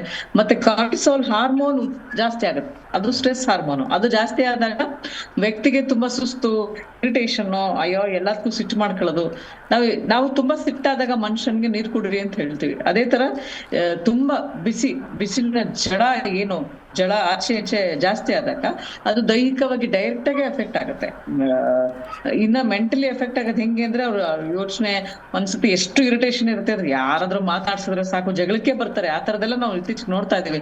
ಇವೆಲ್ಲವೂ changes in the environment and increased heat waves ಜಾಸ್ತಿ ಆಗ್ತಿರೋದ್ರಿಂದ, ಟೆಂಪರೇಚರ್ಸ್ ಎಲ್ಲ ಜಾಸ್ತಿ ಆಗ್ತಿರೋದ್ರಿಂದ ಎಲ್ಲ ಸಮಸ್ಯೆಗಳು ಮನುಷ್ಯನಲ್ಲಿ ಜಾಸ್ತಿ ಆಗ್ತಾ ಇದೆ. ಎಸ್ ಮೇಡಮ್, ಹಾಗೆ ಸಂಪರ್ಕದಲ್ಲಿ ಬ್ರೇಕ್ನ ಸಮಯ ಆಗಿದೆ, ಬ್ರೇಕ್ ತೊಗೊಂಡು ಬಂದ್ಬಿಡ್ತೀನಿ. ಈಗ ಈ ಬೇಸಿಗೆಯಲ್ಲಿ ಮನುಷ್ಯ ಹೇಗೋ ಬದುಕಬಹುದು, ಬಟ್ ಜಾನುವಾರುಗಳ ಪರಿಸ್ಥಿತಿ ಏನು ಅನ್ನುವಂಥ ಪ್ರಶ್ನೆ ಈಗ. ಜೊತೆಗೆ BSW ಅಂದರೆ ಈ ಜಲಮಂಡಳಿ ಇದೆಯಲ್ಲ, BWSSB ಯಾವ ರೀತಿಯಾಗಿ ಎಚ್ಚೆತ್ತುಕೊಳ್ಬೇಕು, ಯಾವ ರೀತಿಯಾಗಿ ಸಜ್ಜಾಗಬೇಕು, ಅದ್ರ ಬಗ್ಗೆ ಚರ್ಚೆ ಮಾಡ್ತೀವಿ ಚಿಕ್ಕದೊಂದು ವಿರಾಮದ ಬಳಿಕ. ಸರ್, ಈಗ ಪ್ರಮುಖವಾಗಿರುವಂಥದ್ದು ಬೆಂಗಳೂರು ಅಂತ ಬಂದಾಗ ಇವಾಗಲೇ ನೀರಿಗಾಗಿ ಸಾಕಷ್ಟು ಸಮಸ್ಯೆ ಎದುರಾಗ್ತಾ ಇದೆ. ನೀರಿನ ರೇಟ್ ಬೇರೆ ಜಾಸ್ತಿ ಮಾಡ್ತೀವಿ ಅನ್ನುವಂಥ ಲೆಕ್ಕಾಚಾರದಲ್ಲಿ ಇದ್ದಾರೆ. ಬಟ್ ಇನ್ನು 3 ರಿಂದ 4 ತಿಂಗಳ ಕಾಲ ನೀರೇ ಸಿಗೋದಿಲ್ಲ ಅನ್ನುವಂಥ ಪರಿಸ್ಥಿತಿ ಉಂಟಾದರೆ ಜನ ಹೇಗೆ ಬದುಕಬೇಕು ಅಂತೇಳಿ? ಸರ್, ಇದ್ರ ಬಗ್ಗೆ ತುಂಬ ಒಂದು ಕಾನ್ಸೆಪ್ಟ್ ಇದೆ. ಏನಪ್ಪ ಅಂತಂದರೆ, ಈ ಲಾಸ್ಟ್ ಮಳೆ ಬಂತಲ್ಲ, ಮಳೆ ಬಂತು, ಮಳೇಲಿ ಕೊಚ್ಕೊಂಡು ಹೋದರು. ಮಳೇಲಿ ಒಂದು ಹತ್ತಿರ ಈ ಸರಿ ಒಂದು ಜಾನುವಾರು ಮತ್ತು ಮನುಷ್ಯರು ಸೇರಿಬಿಟ್ಟು ಒಂದು ಡಜನ್ ಮೇಲೆ ಪಾಪ ಹೋದರು. ಓಕೆ, ಇವ್ರು ಏನು ಮಾಡ್ತಾರೆ ಅಂದರೆ, ಮಳೆ ಬಂದ್ರೂ ಜನನ ಸಾಯಿಸ್ತಾರೆ, ಬಿಸಿಲು ಬಂದ್ರೂ ಜನನ ಸಾಯಿಸ್ತಾರೆ. ಓಕೆ, ಇವ್ರಿಗೆ ಯಾವುದಕ್ಕೆ ಬಿಡ್ತಾರೆ ಅಂತ ನಮಗೆ ಇನ್ನೂ ಅರ್ಥ ಆಗ್ತಿಲ್ಲ. ಓಕೆ ಸರ್, ನೀವು ನಂಬಲ್ಲ, ಮುಂಚೆ ನಮ್ಮ ಗೌಡ್ರು ಸಾಹೇಬರು ಎಷ್ಟು ಚೆನ್ನಾಗಿ ಬೆಂಗಳೂರು ಕಟ್ಟಿದ್ರು ಅಂತಂದರೆ,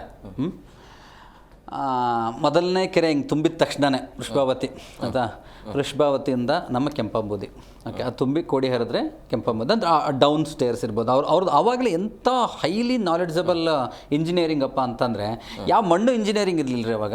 ಓಕೆ, ಬಟ್ ಅವರ ಒಂದು ಕ್ಷಮತೆ ಏನಿತ್ತಲ್ಲ, ಆ ಪರ್ಫೆಕ್ಟ್ನೆಸ್ಸು ಅಷ್ಟು ಅತ್ಯದ್ಭುತವಾಗಿತ್ತು.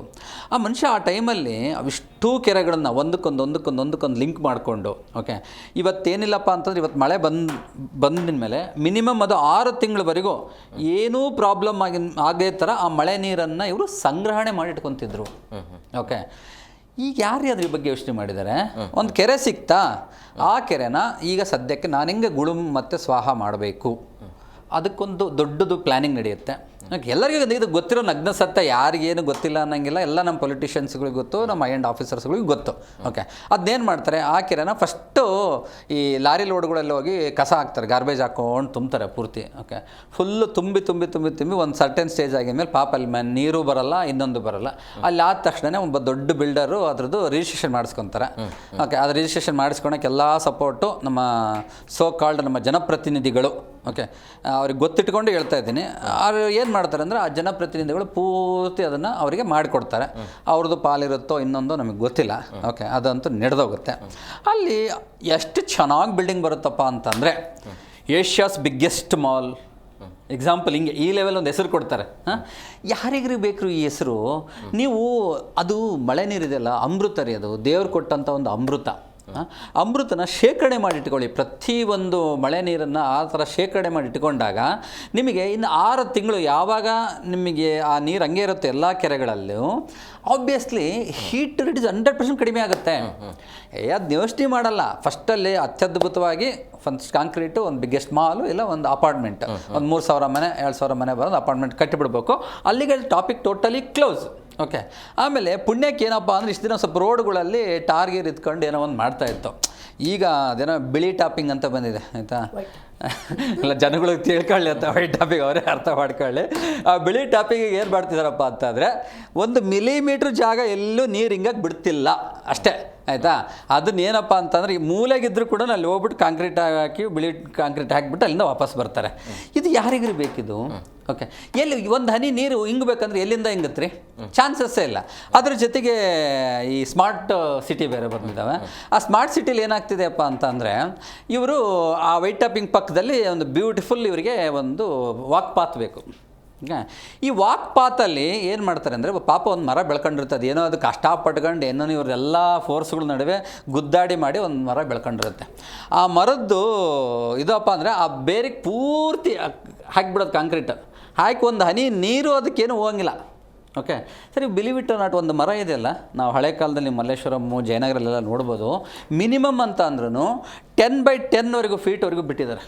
ಅಂದರೆ ಮುಂದಾಲೋಚನೆ ಇವರೆಲ್ಲ ಆವಾಗಿನ ಕಾಲದಲ್ಲಿ. ಆ ಮುಂದಾಲೋಚನೆ ಮಾಡ್ಕೊಂಡು ಬಿಟ್ಟಾಗ ಏನಾಗುತ್ತೆ ಅಂದರೆ, ಮಳೆ ನೀರು ಪ್ರತಿಯೊಂದು ಕೊಂಗೆ ಇದರಲ್ಲೆಲ್ಲ ನೀರು ಬಂದು ಏನಾಗ್ತಿತ್ತು ಅಂದರೆ, ಆ ಬಡ್ಡಿ ಮೂಲಕ ನೀಟಾಗಿ ಕೆಳಗಡೆ ಹಿಂಗುತ್ತೆ. ಹಿಂಗಕ್ಕೆ ಇವಾಗ ಚಾನ್ಸೇ ಕೊಡ್ತಿಲ್ಲ. ಏನಕ್ಕೆ ಕೊಡ್ಬೇಕು? ಇವತ್ತು ನಾನು ಹಾಕ್ತೀನಿ, ಅಲ್ಲಪ್ಪ ಯಾಕೋ ಹಾಕ್ತೀರಿ ಅಷ್ಟೊಂದು ಫುಲ್ಲು ಅಂತ ಅಂದರೆ, ಸರ್ ಇದು ಹಾಕಿದರೆ ನಮಗೆ ಬಿಲ್ ಜಾಸ್ತಿ ಆಗುತ್ತೆ ಸರ್. ಏನು ಬಿಲ್ ಜಾಸ್ತಿ ಆಗುತ್ತೆ ಅಂತಂದರೆ, ಹಣ ತಿಂತೀರಾ ನೀವು? ನಾಳೆ ಮಳೆ ಬರಲಿಲ್ಲ ಅಂತಂದರೆ ಹಣ ತಿನ್ನೋಕ್ಕಾಗುತ್ತಾ? ಜನಸಾಮಾನ್ಯರು ನೀವೇ ಹೇಳ್ಬೇಕಿದ್ನ, ಯಾರು ಹೇಳೋಕ್ಕಾಗಲ್ಲ, ಹೌದಲ್ವಾ? ಇದರಿಂದ ಸರ್ಕಾರಕ್ಕೆ ಬೆನಿಫಿಟ್ಸ್ ನೋಡಿ. ಈಗ ವಿದ್ಯುತ್ ದರ ಹೆಚ್ಚಳ, ಬ್ರ್ಯಾಂಡ್ ಬೆಂಗಳೂರು ಮಾಡಬೇಕಲ್ಲ, ಬ್ರ್ಯಾಂಡ್ ಬೆಂಗಳೂರು ಒಂದ್ ಕಡೆ ಆದ್ರೆ ಮಾಡೋದು ಇನ್ನೇನು ಮಾಡೋಕ್ಕಾಗುತ್ತೆ? ಅಲ್ಲ, ಬ್ರ್ಯಾಂಡ್ ಬೆಂಗಳೂರು ಒಂದ್ ಕಡೆ ಆದ್ರೆ, ಈಗ AC ಜಾಸ್ತಿ, ಫ್ಯಾನ್ ಯೂಸ್ ಮಾಡ್ಕೋತಾರೆ, ವಿದ್ಯುತ್ ದರ ಜಾಸ್ತಿ ಮಾಡ್ತೀವಿ ಅನ್ನೋದು ಅವರಿಗೆ ಬೆನಿಫಿಟ್ಸ್. ಸೊ ಆಮೇಲೆ ನೀರಿನ ದರ ಹೆಚ್ಚಳ ಆದರೆ ಒಟ್ಟಲ್ಲಿ ಸರ್ಕಾರಕ್ಕೆ ಏನು ಲಾಭ ಮಾಡಬೇಕು ಅದನ್ನು ಲಾಭ ಮಾಡ್ಕೊಂಡು ಅದು ನೀಟಾಗಿ ಮಾಡ್ಕೊಂಡು. ಜನರ ಒಂದು ಇದಿಲ್ಲ, ಜನರಿಗೆ ಏನು ಮಾಡಬೇಕು, ನಾವು ಜನರಿಗೆ ಉಪಯೋಗ ಆಗುವಂಥದ್ದು ಯಾವುದೂ ಮಾಡ್ತಿಲ್ಲ. ತಮಗೆ ಉಪಯೋಗ ಆಗುವಂಥದ್ದು, ತಮ್ಮ ಸರ್ಕಾರ ಉಳಿಸ್ಕೊಳ್ಳೋಕ್ಕೆ ಉಪಯೋಗ ಆಗುವಂಥದ್ದು ಏನಿದೆ ಅದನ್ನೆಲ್ಲ ಮಾಡ್ತಿದ್ದಾರೆ. ಅದನ್ನು ಒಂದು ಬ್ರ್ಯಾಂಡ್ ಬೆಂಗಳೂರು ಅಂತ ಒಂದು ನೇಮ್ ಕೊಡ್ತಾರೆ. ಆ ನೇಮ್ ಇಟ್ಕೊಂಡು ಅದರ ಅಡಿನಲ್ಲಿ ಕೆಲಸ ಮಾಡ್ಕೊಂಡು ಹೋಗ್ತಾ ಇದ್ದಾರೆ ಇವತ್ತು. ಯಾಕೆಂದರೆ ಆವಾಗ ಬೋರ್ಗಳು ಹಾಕ್ಸ್ತಾ ಇದ್ವಿ, 200-100 ಅಡಿಗೆಲ್ಲ ನೀರು ಬಂದ್ಬಿಡೋದು. ಇವಾಗ ನೀವು 500-1000 ಅಡಿ ಬೋರ್ ಕೊರ್ಸಿದ್ರು ಕೂಡ ನೀರು ಬರಲ್ಲ. ಎಷ್ಟೋ ಬೋರು ಖಾಲಿ ಬಿದ್ದಿದೆ, ಹಂಗೆ ಎಲ್ಲ ಕಡೆ ಬೋರ್ ಕೊರ್ಸಿದ್ದಾರೆ. ಎಲ್ಲಿಂದ ಬರುತ್ತೆ ನೀರು? ಇವತ್ತು ಮಳೆ ಬಂದರೆ ಬೆಂಗಳೂರಿನಲ್ಲಿ ಡೈರೆಕ್ಟ್ ಎಲ್ಲ ಮನೆಗಳಿಗೂ ನುಗ್ಗುತ್ತೆ. ಆಗ BBMP ಅವರು ಓಡಾಡ್ತಾರೆ, ಆಗ ಬರ್ತಾರೆ ML MPಗಳು ರಾತ್ರೋರಾತ್ರಿ ಬರ್ತಾರೆ, ಮಾಧ್ಯಮದವ್ರು ಕರೀತಾರೆ, ಯಾಕೆ ಫೋಟೋ ಸೆಷನ್ ನಡಿಬೇಕು. ಹೌದು, ಇಲ್ಲಿ ನೀರು ಬಂದುಬಿಟ್ಟಿದೆ, ನಾವು ಇದನ್ನು ಎತ್ತಿಸ್ತೀವಿ. ಯಾಕೆ ನೀರು ಅಲ್ಲಿಗೆ ಬರುತ್ತೆ? ಮನೆಗೆ ಯಾಕೆ ಬರ್ತಾ ಇದೆ? ಎಲ್ಲೂ ಜಾಗ ಇಲ್ಲ, ಆ ನೀರು ನಿಲ್ಲಕ್ಕೆ ಜಾಗ ಮಾಡಿಲ್ಲ. ಆ ಇಂಗು ಗುಂಡಿಗಳನ್ನ ನೀವು ಯಾಕೆ ಮಾಡಿಲ್ಲ? BBMP ಅವರು ಏನು ಮಾಡ್ತಾ ಇದ್ದೀರಾ? ಯಾವುದೇ ವ್ಯವಸ್ಥೆ ಫಸ್ಟೇ ಮಾಡಿಕೊಂಡ್ರೆ ಆ ನೀರು ಅಲ್ಲಿ ನಿಲ್ಲುತ್ತೆ. ಅದನ್ನು ಬಿಟ್ಟು ಅದು ಎಲ್ಲಿ ತಗ್ಗು ಪ್ರದೇಶ ಇರುತ್ತೋ ಅಲ್ಲಿಗೆ ಸೀದಾ ಹೋಗುತ್ತೆ. ಎಲ್ಲಿ ಈಗ ಸ್ಲಮ್ ಏರಿಯಾಗಳು ಎಲ್ಲಿದೆಯೋ ಅಲ್ಲಿ ನೀರು ನೀಟಾಗಿ ಹೋಗಿ ಅವ್ರ ಮನೆಗೆ ಹೋಗುತ್ತೆ. ಆಮೇಲೆ ಕೆಳಗಡೆ ಎಲ್ಲಿ ಅಂಡರ್ ಪಾಸಲ್ಲಿ ಎಲ್ಲಿ ಹೋಗಬೇಕೋ ಅಲ್ಲಿಗೆ ನುಗ್ಗುತ್ತೆ.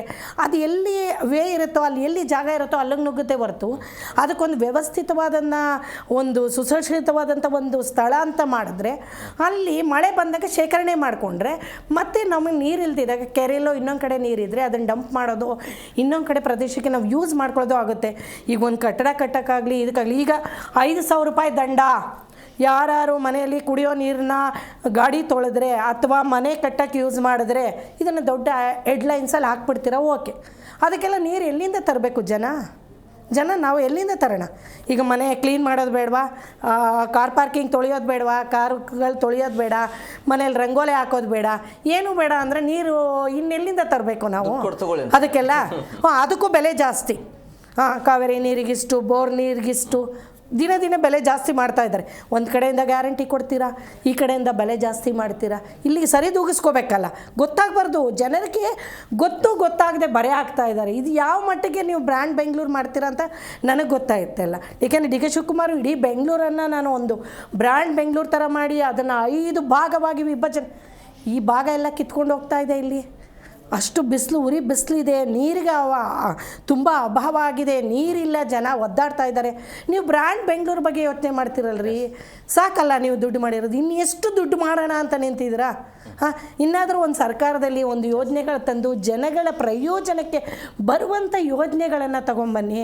ಅದನ್ನು ಬಿಟ್ಟು ನಾವು ಅದು ಮಾಡ್ತೀವಿ ಇದು ಮಾಡ್ತೀವಿ ತಮ್ಮ ಹುದ್ದೆ ಉಳಿಸ್ಕೊಳ್ಳೋಕ್ಕೆ ಹೋರಾಡ್ತಿರೋ ಹೊರತು ಜನಗಳು ಇಷ್ಟು ತತ್ತರಿಸ್ತಾ ಇದ್ದಾರೆ. ಅವ್ರಿಗೆ ಏನು ಅನುಕೂಲ ಮಾಡ್ಕೊಳ್ಳೋಣ ಅನ್ನೋ ಒಂದು ಪರಿಜ್ಞಾನವೂ ನಿಮಗಿಲ್ಲ. ಆದರೂ ಜನ ಪಾಪ ಓಟ್ ಹಾಕಿ ಅವ್ರು ಹೇಗೆ ನಡೆಸ್ತಾರೋ ಹಾಗೆ ನಡೆಸಲಿ ಸರ್ಕಾರ ಅನ್ನೋ ಥರ ಜನ ಕೈ ಕಟ್ಕೊಂಡು ಕೂತ್ಕೊಂಡಿದ್ದಾರೆ. ಇವತ್ತು ನೀವು ಮೆಟ್ರೋ ಬೆಲೆ ಜಾಸ್ತಿ ಮಾಡ್ತೀರಾ, ದಿನಸಿ ಬೆಲೆ ಜಾಸ್ತಿ ಮಾಡ್ತೀರಾ, ಈ ಕಡೆ ಫ್ರೀ ಕೊಡ್ತೀರಾ, ಹೆಣ್ಮಕ್ಳು ಈ ಕಡೆ ಓಡಾಡ್ತಾರೆ, ಆ ಕಡೆ ಎಲ್ಲ ಮೆಟ್ರೋಗೆ ಇನ್ನೊಂದಕ್ಕೆ ಹೆಚ್ಚಿನ ಬೆಲೆ ಕೊಡ್ತೀರಾ. 1 ಲೀಟ್ರು ಪೆಟ್ರೋಲ್ಗೆ 100 ರೂಪಾಯಿ ಮಾಡಿದ್ದೀರಾ. ಅವ್ರು ಎಲ್ಲಿಂದ ವಾಹನಗಳನ್ನ ರೋಡಿಗೆ ತರ್ತಾರೆ? ಒಂದು ಮನೆಗಿಲ್ಲ ಅಂದರೂ 2-3 ಇದೆ. ಅದನ್ನು ಬಿಟ್ಟು ಮೆಟ್ರೋಗೆ ಹೋಗೋಣ ಅಂದರೆ ಮೆಟ್ರೋ ಬೆಲೆನೂ ಜಾಸ್ತಿ, ಈ ಕಡೆ ಇದು ಜಾಸ್ತಿ. ಇನ್ನೇನು ಮಾಡಬೇಕಂತ ನೀವು ಅಂದ್ಕೊಂಡು ಈ ಸರ್ಕಾರ ನಡೆಸ್ತೀರಾ ಅನ್ನೋದು ನಮ್ಗೆ ಅರ್ಥ ಆಗ್ತಾ ಇಲ್ಲ. ಎಸ್ ಪಾಟೀಲ್ ಸರ್, ಈಗ ಪ್ರಮುಖವಾಗಿ ಈ ಬಾರಿ ಈ ಬೇಸಿಗೆಯಲ್ಲಿ ವಿಪರೀತವಾಗಿ ಉಷ್ಣಾಂಶ ಜಾಸ್ತಿ ಆಗೋದಕ್ಕೆ ಏನು ರೀಸನ್ ಇರಬಹುದು ಅಂತೇಳಿ, ಯಾಕೆ ಆಗತ್ತೆ ಅಂತ? ಯಾಕಂದರೆ ಬೇಸಿಗೆ ಆರಂಭ ಆಗುವಂಥ ಮುಂಚಿನ ಈ ರೀತಿಯ ಸಮಸ್ಯೆ ಎದುರಾದಾಗ ಯಾಕಾಗತ್ತೆ ಅಂಥೇಳಿ.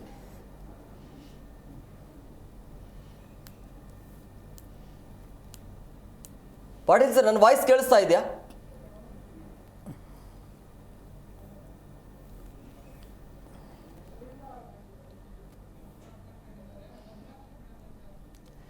ಎಸ್ ಪದ್ಮಾಕ್ಷಿ ಮೇಡಮರೇ, ಈಗ ಪ್ರಮುಖವಾಗಿ ಸಹಜವಾಗಿ ಪೋಷಕರಲ್ಲಿ ಆತಂಕ. ಈಗ ಮಕ್ಕಳನ್ನು ಯಾವ ರೀತಿಯಾಗಿ ಜೋಪಾನವಾಗಿ ಇಟ್ಕೋಬೇಕು, ಜೊತೆಗೆ ವೃದ್ಧರ ಪರಿಸ್ಥಿತಿ ಏನು, ಪ್ರಮುಖವಾಗಿ ಇಲ್ಲಿರುವಂಥ ಪ್ರಶ್ನೆ ಗರ್ಭಿಣಿಯರು ಯಾವ ರೀತಿಯಾಗಿ ಈ ಬೇಸಿಗೆಯ ಸಮಯದಲ್ಲಿ ಹೇಗೆಲ್ಲ ಆರೋಗ್ಯವನ್ನು ಕಾಪಾಡ್ಕೊಳ್ಬೇಕು ಅಂತೇಳಿ, ಅವರಿಗೆ ಯಾವ ರೀತಿಯಾಗಿ ಸಮಸ್ಯೆ ಆಗ್ಬಹುದು ಅಂತ. ಇಲ್ಲ, ಆಕ್ಚುಲಿ ಆಲ್ರೆಡಿ ಸಮಸ್ಯೆಗಳಿರೋರು, ಆಲ್ರೆಡಿ ಡಯಾಬಿಟಿಸ್ ಇರೋರು ಮತ್ತೆ ಬೇರೆ ಬೇರೆ ಸಮಸ್ಯೆ ಇರೋರ್ಗೆ ಈ ಒಂದು ಸಂದರ್ಭದಲ್ಲಿ ಸಮಸ್ಯೆಗಳು ಇನ್ನೂ ಜಾಸ್ತಿ ಆಗುವಂತ ಸಾಧ್ಯತೆ ಇರುತ್ತೆ. ಇನ್ನು ಗರ್ಭಿಣಿ ಹೆಣ್ಮಕ್ಳು, ವಯಸ್ಸಾಗಿರೋರು, ಮಕ್ಕಳಲ್ಲಿ ತುಂಬಾ ಜಾಸ್ತಿನೇ ಸುಸ್ತು ಅನ್ನೋ ಒಂದು ಫೀಲ್ ಅವರಲ್ಲಿ ಇರುತ್ತೆ. ನಾವು ಎಲ್ರಿಗೂ ಹೇಳೋದು, ದಯಮಾಡಿ ಬಿ ಮೋರ್ ಹೈಡ್ರೇಟೆಡ್ ಅಂತ. ಜಾಸ್ತಿ ನೀರನ್ನ ಕುಡೀರಿ. ನೀರು, ಜ್ಯೂಸು, ಕೋಕೋನಟ್ ವಾಟರ್. ಕೋಕೋನಟ್ ನೀರಂತೂ, ತೆಂಗಿನಕಾಯಿ, ನಮ್ಮ ಒಂದು ನೀರಿನಲ್ಲಿ ತುಂಬಾನೇ ಶಕ್ತಿ ಇದೆ, ಸಾಕಷ್ಟು ಪೊಟ್ಯಾಷಿಯಂ ಸಾಲ್ಟ್ಸ್ ಎಲ್ಲ ಇದೆ. ಸೊ ಹಾಗಾಗಿ ಅದು ರಿಜುವಿನೇಟ್ ಮಾಡುತ್ತೆ. ಸಾಧ್ಯವಾದಷ್ಟು ಗರ್ಭಿಣಿ ಸ್ತ್ರೀಯರಾಗ್ಲಿ, ಮಕ್ಕಳಾಗ್ಲಿ, ದೊಡ್ಡವರಾಗ್ಲಿ ಮಧ್ಯಾಹ್ನ ಹೊತ್ತು ಈ ಒಂದು ಸಮಯದಲ್ಲಿ ಆಚೆ ಹೋಗೋದು ಬೇಡ. ನಿಮ್ದು ಏನ್ ಕೆಲ್ಸಗಳಿರ್ತವೆ ಬೆಳಿಗ್ಗೆ ಅಥವಾ ಸಂಜೆಯನ್ನ ಮಾಡ್ಕೊಳ್ಳೋದು ಬೆಟರ್ ಆಗುತ್ತೆ ಸಾಧ್ಯವಾದಷ್ಟು. ಬರೀ ಇವರೇ ಅಲ್ಲ, ಹೊರಗಡೆ ಕೆಲಸ ಮಾಡಕ್ ಹೋಗೋರು ಎಲ್ರೂನು ಸಾಧ್ಯವಾದಷ್ಟು ಕವರ್ ಯುವರ್ ಫೀಟ್. ನಿಮ್ಮ ಕಾಲನ್ನ ಕವರ್ ಮಾಡ್ಕೊಳ್ಳಿ, ಮೈಯೆಲ್ಲ ಪ್ರೊಟೆಕ್ಟ್ ಮಾಡ್ಕೊಳ್ಳಿ. ಯಾಕಂದ್ರೆ ಡೈರೆಕ್ಟ್ ಸನ್ನು ಲೈಟು ಮೈ ಮೇಲೆ ಬೀಳ್ತಾ ಇರೋದ್ರಿಂದ ಇನ್ನು ಜಾಸ್ತಿ ಎಫೆಕ್ಟ್ ಆಗುತ್ತೆ. ಸ್ಕಿನ್ ಡಿಸಾರ್ಡರ್ಸ್ ಜಾಸ್ತಿ ಆಗ್ತಾ ಇದೆ, ಸ್ಕಿನ್ಗೆ ರಿಲೇಟೆಡ್ ಸಮಸ್ಯೆಗಳು ಜಾಸ್ತಿ ಆಗ್ತಾ ಇದೆ. ಹೆಲ್ಮೆಟ್ ಹಾಕೊಂಡು ತಿರುಗಾಡಿ, ಅದೊಂದು ವೆರಿ ವೆರಿ ಇಂಪಾರ್ಟೆಂಟ್ ಆಗುತ್ತೆ. ಬಿಕಾಸ್ ತುಂಬಾ ಜನ ಡಾಕ್ಟ್ರೇ ಹೊರಗಡೆ ತಿರುಗಾಡ್ತಾ ಇದೀವಿ, ಹಿಂಸೆ ಅನಿಸ್ತಾ ಇದೆ ಅಂತ. ಸ್ಕಿನ್ ಪ್ರೊಟೆಕ್ಟ್ ಮಾಡ್ಕೊಳ್ಳೋಕೆ ಸನ್ಸ್ಕ್ರೀನ್ ಲೋಷನ್ ಹಚ್ಕೊಂಡು ಇರೋದು ಬೆಟರ್. ಮನೆಯಲ್ಲಿ ಇದ್ರೂ ಸಹ, ಎಸ್ಪೆಷಲಿ ಕೆಲವರೆಲ್ಲ ಫೋಟೋಟಾಕ್ಸಿಕ್ ಎಲ್ಲ ಇರ್ತಾರೆ, ಫೋಟೋ ಸೆನ್ಸಿಟಿವ್ ಇರ್ತಾರೆ. ಬಿಸಿಲಿನ ಕಿರಣ ಶಾಖಗಳು ಮೈ ಮೇಲೆ ಬಿದ್ದಾಗ ಅವ್ರಿಗೆ ತುಂಬಾ ಹಿಂಸೆ ಅನ್ಸುತ್ತೆ. ಸೊ ಮನೆಯಲ್ಲೇ ಸ್ವಲ್ಪ ಹೊರಗಡೆ ಮನೆ ಕಾರಿಡಾರ್ಸ್ ಅಲ್ಲಿ ಓಡಾಡ್ಬೇಕಾದ್ರೂ ಸ್ವಲ್ಪ ಸಾಧ್ಯವಾದಷ್ಟು ಮೈಲ್ಡ್ ಸನ್ಸ್ಕ್ರೀನ್ ಹಾಕೊಂಡಿರೋದು ಬೆಟರ್. ಈ ತರ ನಮ್ಮ ಒಂದು ಪ್ರೊಟೆಕ್ಷನ್ ತುಂಬಾ ಇಂಪಾರ್ಟೆಂಟ್ ಆಗುತ್ತೆ. ಹೊರಗಡೆ ಹೋಗೋ ಮಕ್ಳು ಸಹ ಸನ್ಸ್ಕ್ರೀನ್ ಹಚ್ಚಿ ಕಳ್ಸಿ. ತುಂಬಾ 2-3 ಬಾಟಲ್ ನೀರನ್ನ ಕೊಟ್ಟು ಕಳ್ಸಿ. ಎಷ್ಟೋ ಸತಿ ಮಕ್ಕಳಿಗೆ 1 ಬಾಟಲ್ ಕಳ್ಸಿರ್ತಾರೆ, 1 ಲೀಟರ್ ಬಾಟಲ್ ಸಾಲಲ್ಲ. ಆಮೇಲೆ ಎಲ್ಲ ಬೆಳಿಗ್ಗೆ ಅಷ್ಟೆಲ್ಲ ಕುಡ್ಕೊಂಡ್ಬಿಟ್ಟಿರ್ತಾರೆ, ನೀರ್ ಸಿಗಲ್ಲ ಒಂದೊಂದ್ಸತಿ ಅವ್ರ ಮನೆಗ್ ಬರ್ಬೇಕಾದ್ರೆ ಎಲ್ಲ. ಅವಾಗ ತುಂಬಾ ಮನೆಗ್ ಬಂದ್ ನೋಡಿದ್ರೆ ತುಂಬಾ ತುಟಿ ಒಣಗಿರೋದೆಲ್ಲ ಆಗುತ್ತೆ, ಸ್ಕಿನ್ ಎಲ್ಲ ಎಳ್ದಂಗ್ ಅನ್ಸುತ್ತೆ. ಇದನ್ನೆಲ್ಲ ಪ್ರಿವೆಂಟ್ ಮಾಡ್ಬೇಕು ಅಂದ್ರೆ ಸಾಧ್ಯವಾದಷ್ಟು 1-2-3 ಬಾಟಲ್ ನೀರ್ ಇಟ್ಕೊಳ್ಳೋದು ತುಂಬಾ ಇಂಪಾರ್ಟೆಂಟ್ ಆಗುತ್ತೆ. ಜ್ಯೂಸ್ ಗಳನ್ನ ಕುಡೀರಿ. ಹೋಲ್ ಫ್ರೂಟ್ ತಿನ್ನೋದು ಒಳ್ಳೇದು. ಬಟ್ ಇಂಥ ಒಂದು ಸಂದರ್ಭದಲ್ಲಿ ನೀವು ಜಾಸ್ತಿ ನೀರಿನ ಸೇವನೆ ದೇಹಕ್ಕೆ ಬೇಕೇ ಬೇಕು. ಅದಾದ್ಮೇಲೆ ನಿಮ್ಮ ಪ್ರೊಟೆಕ್ಷನ್ಸ್ ಮಾಡ್ಕೊಳ್ಳೋದು ತುಂಬಾ ಇಂಪಾರ್ಟೆಂಟ್. ಆಮೇಲೆ ಇಂಡೋರ್ ಪ್ಲಾಂಟ್ಸ್ ಅನ್ನ ಜಾಸ್ತಿ ಬೆಳೆಸಿ, ಸ್ವಲ್ಪ ತಣ್ಣಗನ್ಸುತ್ತೆ, ಸ್ವಲ್ಪ ನೀರಿನ ಗಾಳಿಯ ಮೂವ್ಮೆಂಟ್ ಆಗತ್ತೆ. ನಾವು ಅದನ್ನೇ ಅವಾಗ್ಲೇ ಅವ್ರೆಲ್ಲ ಬಹಳ ಅದ್ಭುತವಾಗಿ ಹೇಳಿದ್ರು. ಇದು ಫಾಲೋ ಮಾಡೋದು ತುಂಬಾನೇ ಇಂಪಾರ್ಟೆಂಟ್. ಮನೆ ಮಂದಿಗೆ ಮಜ್ಜಿಗೆ ದೇಹಕ್ಕೆ ಹೋದಷ್ಟು ನಿಶಕ್ತಿ, ಸುಸ್ತು, ಆಯಾಸ ಕಡಿಮೆ ಆಗುತ್ತೆ. ಊಟಕ್ಕಿಂತ ಹೆಚ್ಚಾಗಿ ನಮಗೊಂದು ಅರ್ಥ ಆಗ್ಬೇಕು, ಊಟ ಇಲ್ದೇವ್ರು ಒಂದ್ ಹೊತ್ತು ನಾವು ಬದುಕ್ಬಿಡ್ಬೋದು ಆರಾಮಾಗೆ, ಆದ್ರೆ ನೀರಿಲ್ಲದೆ ಮ್ಯಾನೇಜ್ ಮಾಡೋದು ತುಂಬಾ ಕಷ್ಟ ಆಗುತ್ತೆ. Hydration and protection is very very important. ಇವೆರಡನ್ನ ಮ್ಯಾನೇಜ್ ಮಾಡೋದು ತುಂಬಾ ಇಂಪಾರ್ಟೆಂಟ್. ಎಸ್ಪೆಷಲಿ ವಯಸ್ಸಾದವರು, ನೀವು ಹೇಳಿದಂಗೆ ಗರ್ಭಿಣಿ ಸ್ತ್ರೀಯರು, ಮಕ್ಕಳು, ವಯಸ್ಸಾದವರು, ಮತ್ತೆ ಬೇರೆ ಬೇರೆ ಸಮಸ್ಯೆಗಳು ಆಲ್ರೆಡಿ ಇರೋರು, ಈಗ ಡಯಾಬಿಟಿಸ್ ಇರೋರು, ಹೈಪರ್ ಟೆನ್ಷನ್ ಇರೋರು, ಕಾರ್ಡಿಯಾಕ್ ಡಿಸಾರ್ಡರ್ಸ್ ಇರೋರು, ಈ ತರ ಎಲ್ಲರೂ ಅವ್ರವ್ರನ್ನ ಜಾಸ್ತಿ ಪ್ರೊಟೆಕ್ಟ್ ಮಾಡ್ಕೊಳ್ಳೋದು ಬೆಟರ್. ಈ ಒಂದು ಟೈಮಲ್ಲಿ ಹೊರಗಡೆ ಹೋಗ್ತೀವಿ, ಇನ್ನೊಂದು ಮೀಟ್ ಮಾಡ್ತೀವಿ ಅನ್ನೋದನ್ನೆಲ್ಲ ಸಾಧ್ಯವಾದಷ್ಟು ಕಡಿಮೆ ಮಾಡಿ, ಬಿ ಇಂಡೋರ್ಸ್. ಏನೇನ್ ಸಾಧ್ಯವಾದಷ್ಟು ಒಳಗಡೆ ಇಡಿ. ಸೂರ್ಯನ ಒಂದು ತಾಪಮಾನ ಕಡಿಮೆ ಆದಾಗ ಆಮೇಲೆ ಹೊರಗಡೆ ಹೋಗೋದು ಬೆಟರ್ ಅಂತ ನಾವು I advise everybody. Yes madam, ಹಾಗೆ ಸಂಪರ್ಕದಲ್ಲಿ ಬ್ರೇಕ್ನ ಸಮಯ ಆಗಿದೆ, ಬ್ರೇಕ್ ತಗೊಂಡು ಬಂದ್ಬಿಡ್ತೀನಿ. ಬ್ರೇಕ್ ಆದ ಬಳಿಕ ಪ್ರಮುಖವಾಗಿ ಹೃದಯ ಸಂಬಂಧಿ ಕಾಯಿಲೆ ಇರುವಂಥ ಏನಿರ್ತಾರಲ್ಲ ಜನರಿಗೆ, ಅವರಿಗೆ ಮತ್ತೆ ಈ ಬೇಸಿಗೆಯ ಸಮಯದಲ್ಲಿ ಏನೆಲ್ಲ ಸಮಸ್ಯೆ ಆಗುತ್ತೆ ಅದ್ರ ಬಗ್ಗೆ ಚರ್ಚೆ ಮಾಡ್ತೀವಿ. ಚಿಕ್ಕ ಪ್ರಸನ್ನ ಸರ್, ಈಗ ವರ್ಷದಿಂದ ವರ್ಷಕ್ಕೆ ಈ ರೀತಿ ಸಮಸ್ಯೆ ಎದುರಾಗ್ತಾ ಇದೆ, ಇನ್ಮೇಲೆ ಆದರೂ ಎಚ್ಚೆತ್ಕೊಳ್ಬೇಕಲ್ವಾ? ಇಲ್ಲಾಂದರೆ ಹಿಂಗೆ ಹೋಗ್ತಾ ಹೋಗ್ತಾ ಮತ್ತೆ ಅದು ಬೇರೆ ರೀತಿಯಾಗಿನೇ ಆಗುತ್ತೆ. 100% ಆಗುತ್ತೆ. Prevention is better then cure ಅಂತ ಹೇಳ್ತೇವೆ. ಇವರು ಪ್ರಿವೆನ್ಷನ್ನ ಯಾವುದೇ ಥರನಾದ ಅದಕ್ಕೊಂದೇಳಿದ ಬದ್ಧತೆಗಳನ್ನು ಇವತ್ತು ಹಾಕ್ಕೊತ ಇಲ್ಲ ಇವರು. ನಾವು ಯಾಕೆ ಹಾಕ್ಕೋಬೇಕು ಅಂತ ನಮಗೆ ವಾಪಸ್ ಕೇಳ್ತಾರೆ. ಓಕೆ, ಫಾರ್ ಎಕ್ಸಾಂಪಲ್ ನೋಡಿ, ಈಗ ಗಿಡಗಳನ್ನು ಬೆಳೆಸೋದಿರ್ಬೋದು. ಒಂದು ಸೆಕೆಂಡ್, ಮತ್ತೆ ಜಾಗ ನಿಮಗೆ ಸಫಿಷಿಯೆಂಟ್ ಆಗಿದೆ, ಆ ಸಫಿಷಿಯೆಂಟ್ ಜಾಗದಲ್ಲಿ ನೀವು ಫಸ್ಟ್ ಗಿಡ ಹಾಕಿ ಅಂತಂದ್ರೆ ಇವ್ರು ಏನು ಮಾಡ್ತಾರೆ, ಬರೀ ಹಾಕೋದ್ರ ಬಗ್ಗೆ ಅಷ್ಟೇ ಯೋಚನೆ ಮಾಡಿರ್ತಾರೆ. ಹಾಕಿಬಿಟ್ಟು ಅದನ್ನು 3 ವರ್ಷ ಮೇಂಟೈನ್ ಮಾಡಬೇಕು. ಇಲ್ಲ, ಅದ್ರ ಬಗ್ಗೆ ಯೋಚನೆ ಕೂಡ ಮಾಡಲ್ಲ. ಏನಕ್ಕೆ ಮೇಂಟೈನ್ ಮಾಡಬೇಕು ಅಂತ ಯೋಚನೆ ಬರುತ್ತೆ ಅವರಿಗೆ. ಯಾಕಂದರೆ ಮೇಂಟೈನ್ ಮಾಡಿಬಿಟ್ರೆ ಏನು ಅವರಿಗೆ ಪ್ರಾಬ್ಲಮ್ ಅಪ್ಪ ಅಂತಂದರೆ, ನೆಕ್ಸ್ಟ್ ಇಯರ್ ಗಿಡ ಹಾಕೋಕ್ಕೆ ಜಾಗ ಸಿಗಲ್ಲ ಅವರಿಗೆ. This is a major problem ಇವ್ರದ್ದು. ಓಕೆ, ಈಗ ಇಲ್ಲಿವರೆಗೂ ಎಕ್ಸಾಂಪಲ್ 8 ಕೋಟಿ ನಮ್ಮ ಗೌರ್ಮೆಂಟ್ ಬಂದಾಗಿಂದ 8 ಕೋಟಿ ಗಿಡಗಳನ್ನು ಹಾಕಿದ್ದೀವಿ ಅಂತ ಹೇಳ್ತಾರೆ. ಓಕೆ, ತೋರಿಸ್ಕೊಂಬರ್ರಿ 8 ಕೋಟಿ ಎಲ್ಲಿದ್ದಾವೆ ಅಂತಂದು ಹೇಳ್ಬಿಟ್ಟು. ಬೇಡ, 80 ಲಕ್ಷ ತೋರಿಸ್ರಿ ಹೋಗ್ಲತ್ಲಾಗ, ಸುಮ್ಮನೆ ನಂಬರ್ಸ್. ಓಕೆ, ಯಾಕೆ ಬೇಕು ಇದು ಹೇಳೋದು? ಓಕೆ, ನೀವು ಯಾವತ್ತು ನೀವು ಮರ ಗಿಡಗಳದ್ದು ಇದನ್ನು ಜಾಸ್ತಿ ಮಾಡ್ತಿರೋ ಹಾಕಲಿಕ್ಕೆ, ಆಟೋಮೆಟಿಕ್ ಏನಾಗುತ್ತೆ, ತಂಪು ಅನ್ನೋದು ಈಸಿಲಿ ಇನ್ಕ್ರೀಸ್ ಆಗುತ್ತೆ. ಓಕೆ, ಹೊಂಗೆ ಹೂವು ತಂಗಳಲ್ಲಿ ಅಂತ ಹೇಳ್ಬಿಟ್ಟು ನಮ್ಮ ಕವಿ ಮಹೋದಯರು ಯಾವಾಗಲೂ ಜಮಾನದಲ್ಲಿ ತುಂಬ ಅದ್ಭುತವಾದ ಹಾಡು ಬರೆದಿದ್ದಾರೆ. ಓಕೆ, ಹಾಕಿ, ಹೊಂಗೆ ಹಾಕಿ, ಬೇವು ಹಾಕಿ, ಅರಳಿ ಹಾಕಿ, ನಮ್ಮ ಏನು ದೇಶಿ ಇವನ್ ತಳಿಗಳು ಏನೇನಿದಾವೋ, ಎಂಡೇಂಜರಸ್ ಸ್ಪೀಸೀಸ್ ಅಂತ ಇದ್ದಾವೆ, ಎಷ್ಟೊಂದು ಸ್ಪೀಸೀಸ್ಗಳು ಸಿಗ್ತಾ ಇಲ್ಲ ಈಗ, ಅವನ್ನೆಲ್ಲ ತೊಗೊಬಂದು ಹಾಕೋದಲ್ದೇ 3 ವರ್ಷ ಮೇಂಟೈನ್ ಮಾಡಿ. ನೀವು ಯಾವತ್ತೂ ಒಂದು ಗಿಡನ ಹಾಕಿ 3 ವರ್ಷ ಬೆಳೆಸ್ತಿರೋ, ನಿಮ್ಮನ್ನು ಅದು 100 ವರ್ಷ ನೋಡ್ಕೊಳ್ಳುತ್ತೆ. ಓಕೆ, ಅದು ಬಿಡ್ತೀರಾ? ಇವತ್ತು ಅದಕ್ಕೊಂದು ಪರಿಸರ ದಿನಾಚರಣೆದು ಒಂದು ಗಾದೆ ಇದೆ. ಓಕೆ, ಬೆಳಗ್ಗೆ XYZ ಪೊಲಿಟಿಷಿಯನ್ ಬಂದುಬಿಟ್ಟು ಬೆಳಗ್ಗೆ ಒಂದು ಗಿಡ ಹಾಕ್ತಾರಂತೆ. ಓಕೆ, ಮಧ್ಯಾಹ್ನಕ್ಕೆ ಒಂದು ಕುರಿ ಬಂದ್ಬಿಟ್ಟು ನೀಟಾಗಿ ಅದನ್ನು ಮೇಯುತ್ತಂತೆ ಆ ಗಿಡನ. ರಾತ್ರಿ ಆ ಕುರಿ ತೊಗೊಂಡ್ಬಿಟ್ಟು ಕಡ್ಕೊಂಡು ಅವ್ರು ಯಾರು ಹಾಕಿರ್ತಾರೆ ಅವರೇ ತಿಂತಾರಂತೆ. ಎಷ್ಟು ನೋವು ಅಲ್ಲ, ಇದು ಆಗ್ತಿದೆ. ನಾನು ಬೇಕಾದ್ರೆ ಇವತ್ತು ಚಾಲೆಂಜ್ ಮಾಡ್ತೀನಿ, ಇವ್ರು ಯಾವ್ಯಾವಾಗ ಪರಿಸರ ದಿನಾಚರಣೆ ಅಂತ ಎಲ್ಲೆಲ್ಲೇ ಹೋಗಿ ಹಾಕಿದಾರಲ್ಲ, ನನಗೆ ಇವತ್ತು ಅದೆಲ್ಲದು ತೋರಿಸ್ಲಿ.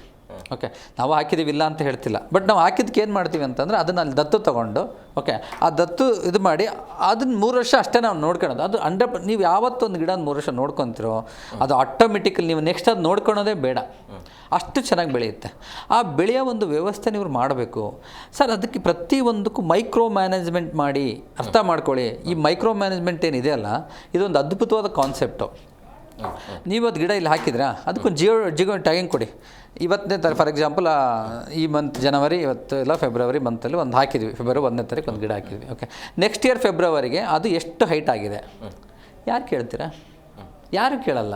ಅದು ನೆಕ್ಸ್ಟ್ ಇಯರ್ ಫೆಬ್ರವರಿ ಅಲ್ಲ, ಹಾಗೆ 3 ತಿಂಗಳೆಲ್ಲ ಗಿಡ ಅಲ್ಲಿ ಇರಲ್ಲ. ಆ ಜಾಗದಲ್ಲಿ ಇದೆಯಾ ಇಲ್ಲ ಅಂತ ಅವ್ರಿಗೆ ಗೊತ್ತಿಲ್ಲ. ಅಲ್ಲ, ಜಾಗನೇ ಬರ್ತಿರ್ತಾರೆ, ನಿಮಗೆ ನೋವು ಏನಪ್ಪ. ಬಟ್ ಆ ಜಾಗದಲ್ಲಿ ಗಿಡನೇ ಇರಲ್ಲ, ನೀವು ಅಳತೆ ಮಾಡಕ್ಕೆ ಹೋಗ್ತಾ ಇದ್ದೀರಾ.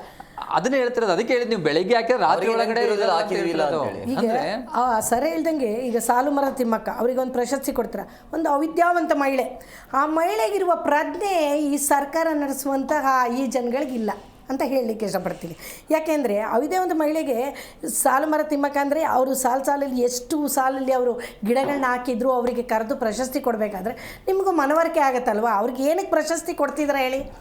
ಅವ್ರ ಮರಗಳ ಅವರ ಉದ್ದೇಶ ಏನು, ಬೇರೆ ಜನಗಳಿಗೆ ಒಂದು ಗಾಳಿ ಬೆಳಕು ಬರಲಿ, ಮಳೆ ಬರಲಿ, ನಮ್ಮ ದೇಶ ಉದ್ಧಾರ ಆಗಲಿ ಅನ್ನೋ ಒಂದು ಪ್ರಜ್ಞೆ ಅವರಿಗೆ ಆ ಹೆಂಗ್ಸ್ಗಿದೆ. ಅಂದರೆ ನಾವು ದೇಶವನ್ನೇ ಆಳುವಂಥವ್ರು, ನೀವು ದೇಶ ಆಳಿ ಅಂತ ದೇಶನೇ ನಿಮಗೆ ಕೊಟ್ಟು ಕೂತಿದ್ದೀವಿ ಅಂಥವ್ರು ನೀವು ಎಷ್ಟು ಪ್ರಜ್ಞಾವಂತರಾಗಿರಬೇಕು.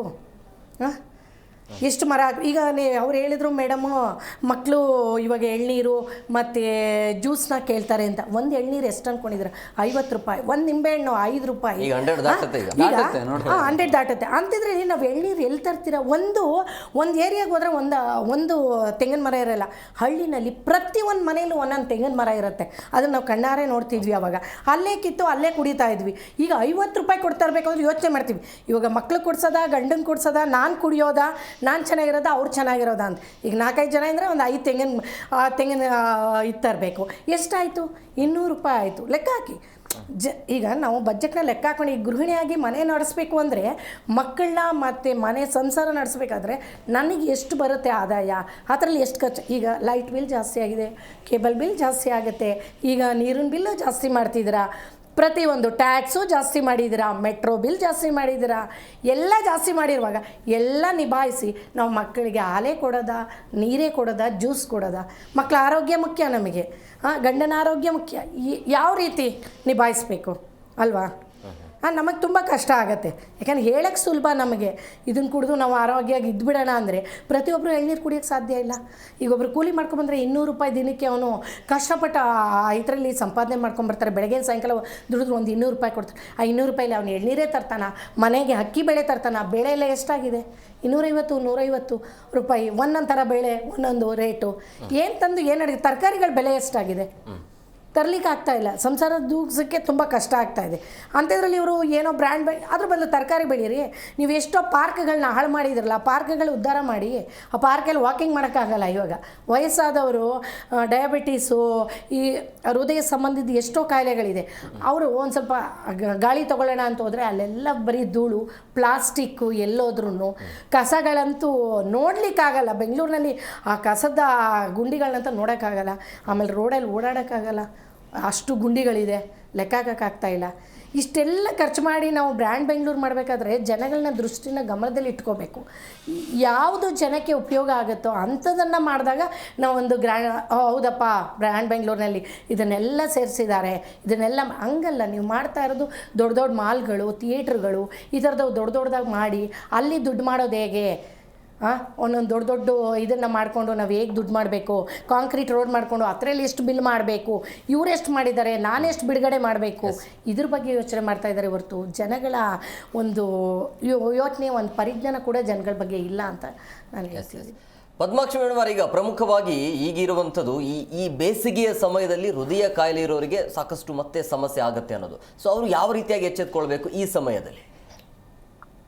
ಹೃದಯ ಸಂಬಂಧಿ ಕಾಯಿಲೆ ಆಲ್ರೆಡಿ ಇರೋರಿಗೆ ಮೊದಲೇ ದೇಹದಲ್ಲಿ ವೆರಿ ಇಂಪಾರ್ಟೆಂಟ್ ರಕ್ತ. ಆ ರಕ್ತದಲ್ಲಿ ಆಲ್ಮೋಸ್ಟ್ 90% ಪ್ರಮಾಣ ನೀರೇ. ನೀರಿನ ಅಂಶ ತುಂಬಾ ಕಡಿಮೆ ಆದಾಗ ಅವ್ರಿಗೆ ಸಮಸ್ಯೆ ತುಂಬಾ ಜಾಸ್ತಿ ಆಗುತ್ತೆ. ನೀರಿನ ಅಂಶ ಕಡಿಮೆ ಆಗೋದು ಯಾವಾಗ ಅಂದ್ರೆ ಹೊರಗಡೆ ಹೀಟ್ ತುಂಬಾ ಜಾಸ್ತಿ ಆದಾಗ ಸುಸ್ತಾಗುತ್ತೆ, ಡ್ರೈನೆಸ್ ಆಗುತ್ತೆ. ಎಸ್ಪೆಷಲಿ ಡಯಾಬಿಟಿಸ್ ಇರೋರಿಗೆ ಪಾಲಿಯೂರಿಯಾ, ಪಾಲಿಫೇಜಿಯಾ, ಪಾಲಿಡಿಪ್ಸಿಯಾ ಅಂತ ಕರಿತೀವಿ. ಈ 3 ಸಿಂಪ್ಟಮ್ಸ್. ಪಾಲಿಡಿಪ್ಸಿಯಾ ಅಂದ್ರೆ ಅವ್ರಿಗೆ ತುಂಬಾ ಡ್ರೈನೆಸ್ ಅನ್ಸ್ತಾ ಇರುತ್ತೆ, ತುಂಬಾ ನೀರ್ ಕುಡಿಬೇಕು ಅನ್ಸ್ತಾ ಇರುತ್ತೆ. ಅವಾಗ ಅವ್ರಿಗೆ ಇಂಥ ಒಂದು ಸಂದರ್ಭದಲ್ಲಿ ಗೊತ್ತೇ ಇಲ್ಲ. ಎಷ್ಟೋ ಜನ ಹೇಳ್ತಾರೆ ಯಾಕೋ ಹಿಂಸೆ ಅನ್ಸ್ತಾ ಇದೆ, ಏನಂತಾನೆ ಗೊತ್ತಾಗ್ತಿಲ್ಲ ಅಂತ ಹೇಳಿ. ಅವಾಗ ಬ್ಲಡ್ ಟೆಸ್ಟ್ ಕಳಿಸಿದಾಗ ಎಷ್ಟೋ ಜನಕ್ಕೆ ಡಯಾಬಿಟಿಸ್ ಇದೆ ಅಂತ ಡಿಟೆಕ್ಟ್ ಆಗಿದೆ. ಯಂಗ್ಸ್ಟರ್ಸ್, ದೊಡ್ಡವ್ರಿಗೆ, ಎಲ್ಲರಿಗೂ. ಅಂತ ಒಂದು ಸಂದರ್ಭದಲ್ಲಿ ಸಮಸ್ಯೆ ಜಾಸ್ತಿ ಆಗುತ್ತೆ. ಈಗ ಆಲ್ರೆಡಿ ಅವ್ರಿಗೆ ಹಾರ್ಟ್ ಸಂಬಂಧಪಟ್ಟಿದ್ದ ಸಮಸ್ಯೆಗಳಿದ್ದಾಗ ಇಂಥ ಒಂದು ಹೀಟ್ ಸ್ಟ್ರೋಕ್ ಟೈಮಲ್ಲಿ ಎಲ್ರಿಗೂ ಆಗತ್ತೆ ಅಂತ ನಾನು ಹೇಳ್ತಿಲ್ಲ, ಆಗೋ ಸಾಧ್ಯತೆ ಜಾಸ್ತಿ ಇರುತ್ತೆ. ಮತ್ತೆ ಆಮೇಲೆ ಸ್ಟ್ರೆಸ್ ಜಾಸ್ತಿ ಮಾಡುತ್ತೆ. ಯಾವಾಗ ಮನುಷ್ಯ ಸ್ಟ್ರೆಸ್ಗೆ ಪ್ರೋನ್ ಆಗ್ತಾನೆ, ಇನ್ನೂ ಡಿಹೈಡ್ರೇಷನ್ ಆಗುತ್ತೆ. ಅದೊಂಥರ ವಿಷಯಸ್ ಸೈಕಲ್. ಡಿಹೈಡ್ರೇಷನ್ ಇಂದ ಸ್ಟ್ರೆಸ್ ಜಾಸ್ತಿ ಆಗುತ್ತೆ, ಸ್ಟ್ರೆಸ್ ಇಂದ ಡಿಹೈಡ್ರೇಷನ್ ಜಾಸ್ತಿ ಆಗುತ್ತೆ. ನಿಮಗೆ ಗೊತ್ತು, ಸ್ಟ್ರೆಸ್ ಜಾಸ್ತಿ ಆದಾಗ ಮನುಷ್ಯನ್ಗೆ ಎಲ್ಲಾ ತರದ ದೈಹಿಕ ಸಮಸ್ಯೆಗಳು ಜಾಸ್ತಿ ಆಗ್ತಾ ಹೋಗುತ್ತೆ. ನೀರು ಕಂಟೆಂಟ್ ದೇಹದಲ್ಲಿ ಯಾವಾಗ ಕಡಿಮೆ ಆಗುತ್ತೆ ಅಂದ್ರೆ ಈ ತರದೊಂದು ಈ ಹೀಟ್ ಸ್ಟ್ರೋಕ್ಸ್ ಸಂದರ್ಭಗಳಲ್ಲಿ ಇಮ್ಯುನಿಟಿನೂ ಬಿದ್ದೋಗೋ ಸಾಧ್ಯತೆ ಇರ್ತವೆ. ಇಮ್ಯುನಿಟಿ ಯಾವಾಗ ಬಿದ್ದೋಗುತ್ತೋ ನಾನಾ ರೀತಿಯಾದಂತಹ ಸಮಸ್ಯೆಗಳಿಗೆ ಮನುಷ್ಯ ಅವನು will be prone to all such disorders. So ಹಾಗಾಗಿ ಎಸ್ಪೆಷಲಿ ಕಾರ್ಡಿಯಾಕ್ ಇಶ್ಯೂಸ್ ಇರೋರು, ಬರೀ ನಾವು ಕಾರ್ಡಿಯಾಕೆ ಹೇಳ್ತಾ ಇದೀವಿ, ಕಿಡ್ನಿ ಇಶ್ಯೂಸ್ ಇರೋರ್ಗೂ ಸಹ ಸಮಸ್ಯೆಗಳು ಜಾಸ್ತಿನೇ ಆಗ್ತಾ ಹೋಗುತ್ತೆ. ಬಿಕಾಸ್ ಕಿಡ್ನಿ ಸ್ಟೋನ್ಸ್ ಇರೋರು ಎಲ್ಲ ಯಾವಾಗ ನೀರಿನಂಶ ಡಿಹೈಡ್ರೇಷನ್ ಅಂತ ಏನ್ ಕರಿತೀವಿ ಆತರ ಆದಾಗ ಎಲ್ಲಾ ತರದ ಸಮಸ್ಯೆಗಳು ಜಾಸ್ತಿ ಆಗುತ್ತೆ. ಸಿಂಪಲ್ ಇನ್ಫೆಕ್ಷನ್ಸ್ ಅವ್ರಿಗೆ ಬೇಗ ವಾಸಿ ಆಗಲ್ಲ. ಡಯಾಬಿಟಿಸ್ ಅಲ್ಲಿರೋರು ಈ ತರದೆಲ್ಲವೂ ಜಾಸ್ತಿ ಆಗೋದು ಹಾಗೆ ಆಗುತ್ತೆ, ಇಲ್ಲ ಅಂತ ನಾವು ಹೇಳೋದೇ ಇಲ್ಲ. ಅದಕ್ಕೆ ಎಲ್ರಿಗೂ ಹೇಳೋದು ಹೈಡ್ರೇಷನ್ ವೆರಿ ಇಂಪಾರ್ಟೆಂಟ್. ಆಮೇಲೆ ಈಗಂತೂ ಎಕ್ಸಾಮ್ ಸಂದರ್ಭಗಳು, ಎಕ್ಸಾಮ್ ಅಲ್ಲಿ ಪೋಷಕರು ಮಕ್ಕಳು ಎಲ್ಲರೂ ಟೆನ್ಷನ್ ಅಲ್ಲೇ ಇರ್ತಾರೆ. ಅದು ಇನ್ನೂ ಡಿಹೈಡ್ರೇಷನ್ ಜಾಸ್ತಿನೇ ಆಗುತ್ತೆ ಸ್ಟ್ರೆಸ್ ಅಲ್ಲಿ. ನೀರೇ ಕುಡಿಯಲ್ಲ ಜನ, ಮರ್ತು ಹೋಗ್ಬಿಡ್ತಾರೆ. ಅಯ್ಯೋ ಏನೇನೋ ಆಗುತ್ತೆ ಅಂತ ತುಂಬಾ ಮಕ್ಳು ಹೇಳ್ತವೆ ನಮ್ಗೆ. ಅವ್ರಿಗೆ ಸಿಂಪಲ್ ಆಗಿ ಕೂತ್ಕೊಳ್ಳಪ್ಪ, ಸಮಾಧಾನವಾಗಿ ನೀರ್ ಕುಡಿ ಅಂದ್ರೆ ದೇ ಫೀಲ್ ಎಷ್ಟೋ ಸಮಾಧಾನವಾಗಿ. ಈ ಒಂದು ಇನ್ಕ್ರೀಸ್ ಟೆಂಪರೇಚರ್ಸ್ ಅಲ್ಲಿ ಸ್ಟ್ರೆಸ್ ಯಾವಾಗ ಜಾಸ್ತಿ ಆಗುತ್ತೆ, ಎಲ್ಲಾ ತರದ ಸ್ಟ್ರೆಸ್ ಲೆವೆಲ್ಸ್ ಜಾಸ್ತಿ ಆದಾಗ ತುಂಬಾ ಸುಸ್ತಾಗುತ್ತೆ, ಎಲ್ಲಾ ತರದ ಸಮಸ್ಯೆನೂ ಜಾಸ್ತಿ ಆಗ್ತವೆ. ಸರಿ ಮೇಡಮ್, ಇನ್ನೊಂದು ಪ್ರಮುಖವಾಗಿ ಈ ಸಮಯದಲ್ಲಿ ವಾಂತಿ ಭೇದಿ ಆದರೆ ಸಹಜವಾಗಿ ಜನರಲ್ಲಿ ಆತಂಕ ಇರುತ್ತೆ. ಅಂದರೆ ಅದು ಕಾಮನ್ ಆಗುತ್ತಾ ಹೇಗೆ? ಅಂದರೆ ಈ ಸಮಯದಲ್ಲಿ ಅದು ಕಾಮನ ಅಥವಾ ವೈದ್ಯರ ಜೊತೆ ಏನಾದರೂ ಸಂಪರ್ಕ ಮಾಡಬೇಕಾ? ಡೆಫಿನೆಟ್ಲಿ ಏನೇ ರೆಗ್ಯುಲರ್ ಲೈಫ್ಗಿನ್ನ ಯಾವುದೇ ಗ್ಯಾಸ್ಟ್ರೈಟಿಸ್ ಇಂದ ವಾಂತಿ ಭೇದಿ ಆಗೋದು ಅಥವಾ ಏನೇ ಆಗ್ಲಿ, ಸಿಂಪಲ್ ಗ್ಯಾಸ್ಟ್ರೈಟಿಸ್, ಟಾಯ್ಲೆಟ್ ಹೋಗೋದು ಹಿಂಸೆ ಆಗ್ತಿರೋದು, ಇವೆಲ್ಲವೂ ನೀರಿನಂಶ ಕಡಿಮೆ ಆದಾಗ ಅಂತ ಅನ್ಸುತ್ತೆ.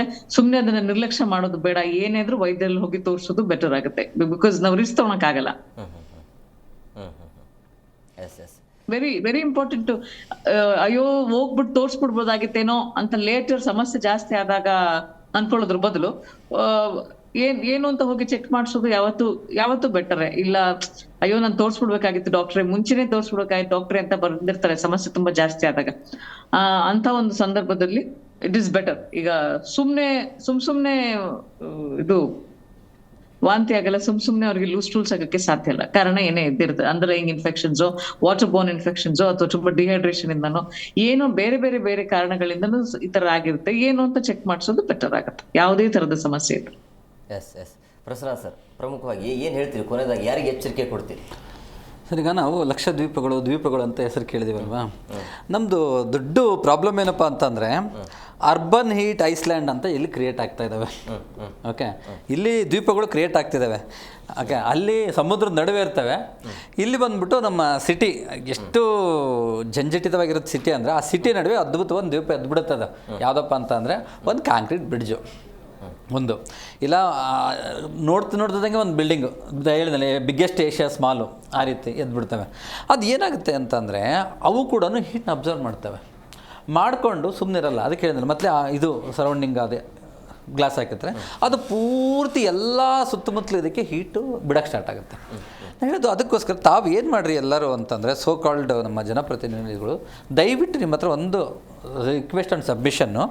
ಪ್ರತಿಯೊಬ್ಬರು ಎಲ್ಲಿ ನೀವು ಆಲ್ರೆಡಿ ಈಗ ನಮ್ಮದು ಯೂನಿವರ್ಸಿಟಿ 1300 ಚೇಂಜ್ ಎಕರೆ ಇದೆ.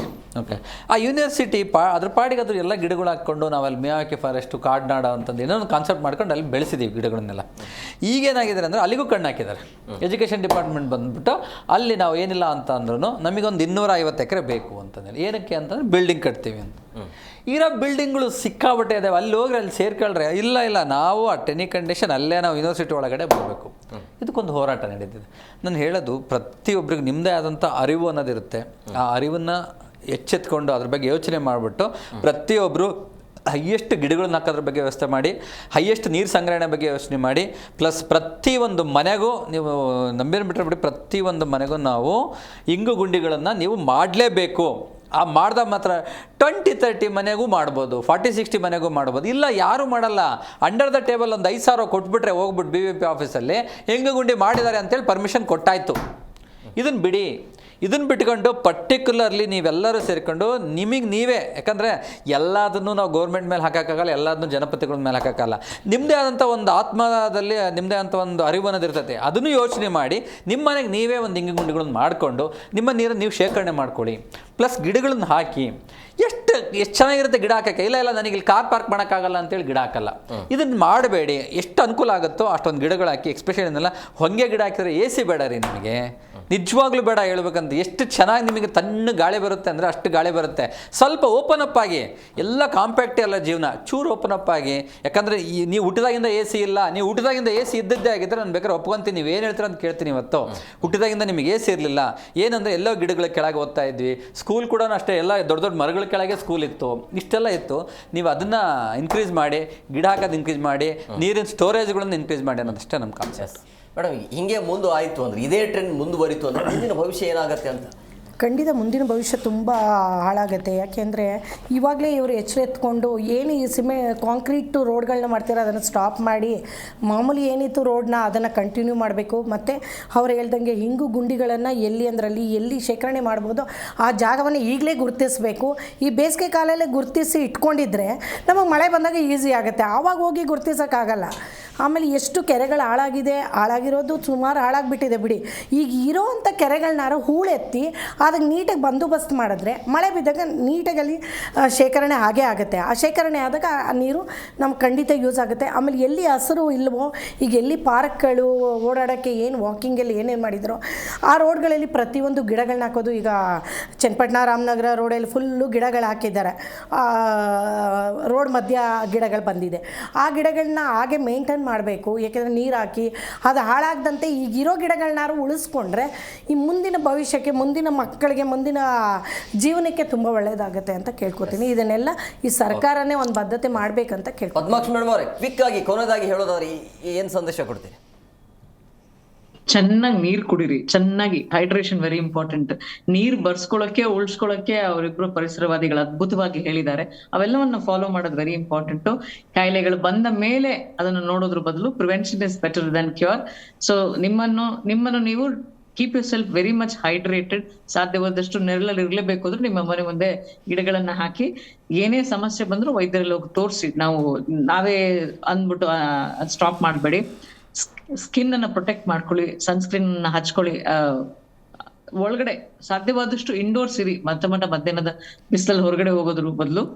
ಆಮೇಲೆ ಮೋಸ್ಟ್ ಇಂಪಾರ್ಟೆಂಟ್, ನಮ್ಮ ಒಂದು ಆರೋಗ್ಯ ನಮ್ಮ ಕೈಯಲ್ಲಿದೆ. ಅದು ಸಿಂಪಲ್ ಪ್ರೊಸೀಜರ್ಸ್ ಅಲ್ಲೇ ಆಗುತ್ತೆ. ಅದನ್ನ ನಾವು ಮ್ಯಾನೇಜ್ ಮಾಡೋದು ತುಂಬಾ ಇಂಪಾರ್ಟೆಂಟ್. ನಾನು ಎಲ್ರಿಗೂ ಹೇಳೋದು, ವಾಟ್ ಎವರ್ ಕಂಡೀಷನ್, ಚೆನ್ನಾಗಿ ನೀರ್ ಕುಡಿದ್ರಿ, ವೆರಿ ವೆರಿ ಇಂಪಾರ್ಟೆಂಟ್. ಅವಾಗ ಬೇರೆ ಬೇರೆ ರೋಗಗಳು ನಮಗೆ ಬಂದು ಅಟ್ಯಾಕ್ ಆಗೋಕ್ಕೂ ಮುಂಚೆ we can prevent our such. Yes, thank you very much madam. 3 ಜನಕ್ಕೂ ಥ್ಯಾಂಕ್ ಯು ವೆರಿ ಮಚ್ ಇಷ್ಟು ಕಾರ್ಯಕ್ರಮಕ್ಕೆ ಜಾಯ್ನ್ ಆಗಿದ್ದಕ್ಕೆ. ಎಸ್, ನೋಡಿದ್ರಲ್ಲ ವೀಕ್ಷಕರು, ಈಗ ಬೇಸಿಗೆ ಆರಂಭದಲ್ಲಿ ಈ ರೀತಿಯ ಸಮಸ್ಯೆ ಎದುರಾಗ್ತಾ ಇರುವಂಥ ಹಿನ್ನೆಲೆಯಲ್ಲಿ ಸಹಜವಾಗಿ ಜನರಿಗಂತೂ ಆತಂಕ ಇರುತ್ತೆ. ಇನ್ನು 4 ರಿಂದ 5 ತಿಂಗಳುಗಳ ಕಾಲ ಹೇಗೆ ಬದುಕೋದು ಅಂತೇಳಿ. ಏನಿಲ್ಲ, ಎಲ್ಲರೂ ಕೂಡ ಹೇಳಿದರು, ನೀರು ಹೆಚ್ಚಾಗಿ ಕುಡಿಯಿರಿ, ಜೊತೆಗೆ ಪರಿಸರವನ್ನು ಉಳಿಸೋ ಕಡೆಗೆ ಗಮನ ಕೊಟ್ಟರೆ ಇದೆಲ್ಲ ಸಮಸ್ಯೆ ಆಗೋದಿಲ್ಲ. ಇಲ್ಲ ಅಂತಂದರೆ ಇದೇ ಟ್ರೆಂಡ್ ಮುಂದುವರಿತು ಅಂತಂದರೆ ಮುಂದಿನ ದಿನಮಾನಗಳಲ್ಲಿ ಆರೋಗ್ಯದ ಮೇಲೆ ಸಮಸ್ಯೆ ಆಗೋದು ಜಾಸ್ತಿ ಇರುತ್ತೆ. ಸೊ ಹಂಗಾಗಿ ಏನಿಲ್ಲ, ಹೆಚ್ಚಾಗಿ ನೀರು ಕುಡಿರಿ, ಪರಿಸರ ಉಳಿಸುವಂಥ ಕೆಲಸವನ್ನು ಮಾಡಿ ನಿಮ್ಮ ಆರೋಗ್ಯವನ್ನು ನೀವು ಕಾಪಾಡ್ಕೊಳ್ಬೇಕಾಗತ್ತೆ. ಆರೋಗ್ಯವನ್ನು ಕಾಪಾಡ್ಕೊಳ್ಬೇಕು ಅಂತಂದರೆ ಈ ಟೈಮಲ್ಲಿ, ಅಂದರೆ ಮಧ್ಯಾಹ್ನ ಟೈಮಲ್ಲಿ ಜಾಸ್ತಿ ಹೊರಗಡೆ ಓಡಾಡಬೇಡಿ. ಇದಾಗಿತ್ತು ಇವತ್ತಿನ ವಿಶೇಷ. ಮತ್ತಷ್ಟು ಅಪ್ಡೇಟ್ಸ್ಗಾಗಿ ನೋಡ್ತಾ ಇರಿ ಜಿ ಕನ್ನಡ ನ್ಯೂಸ್, ಸತ್ಯವೇ ಸುದ್ದಿಯ ಜೀವಾಳ.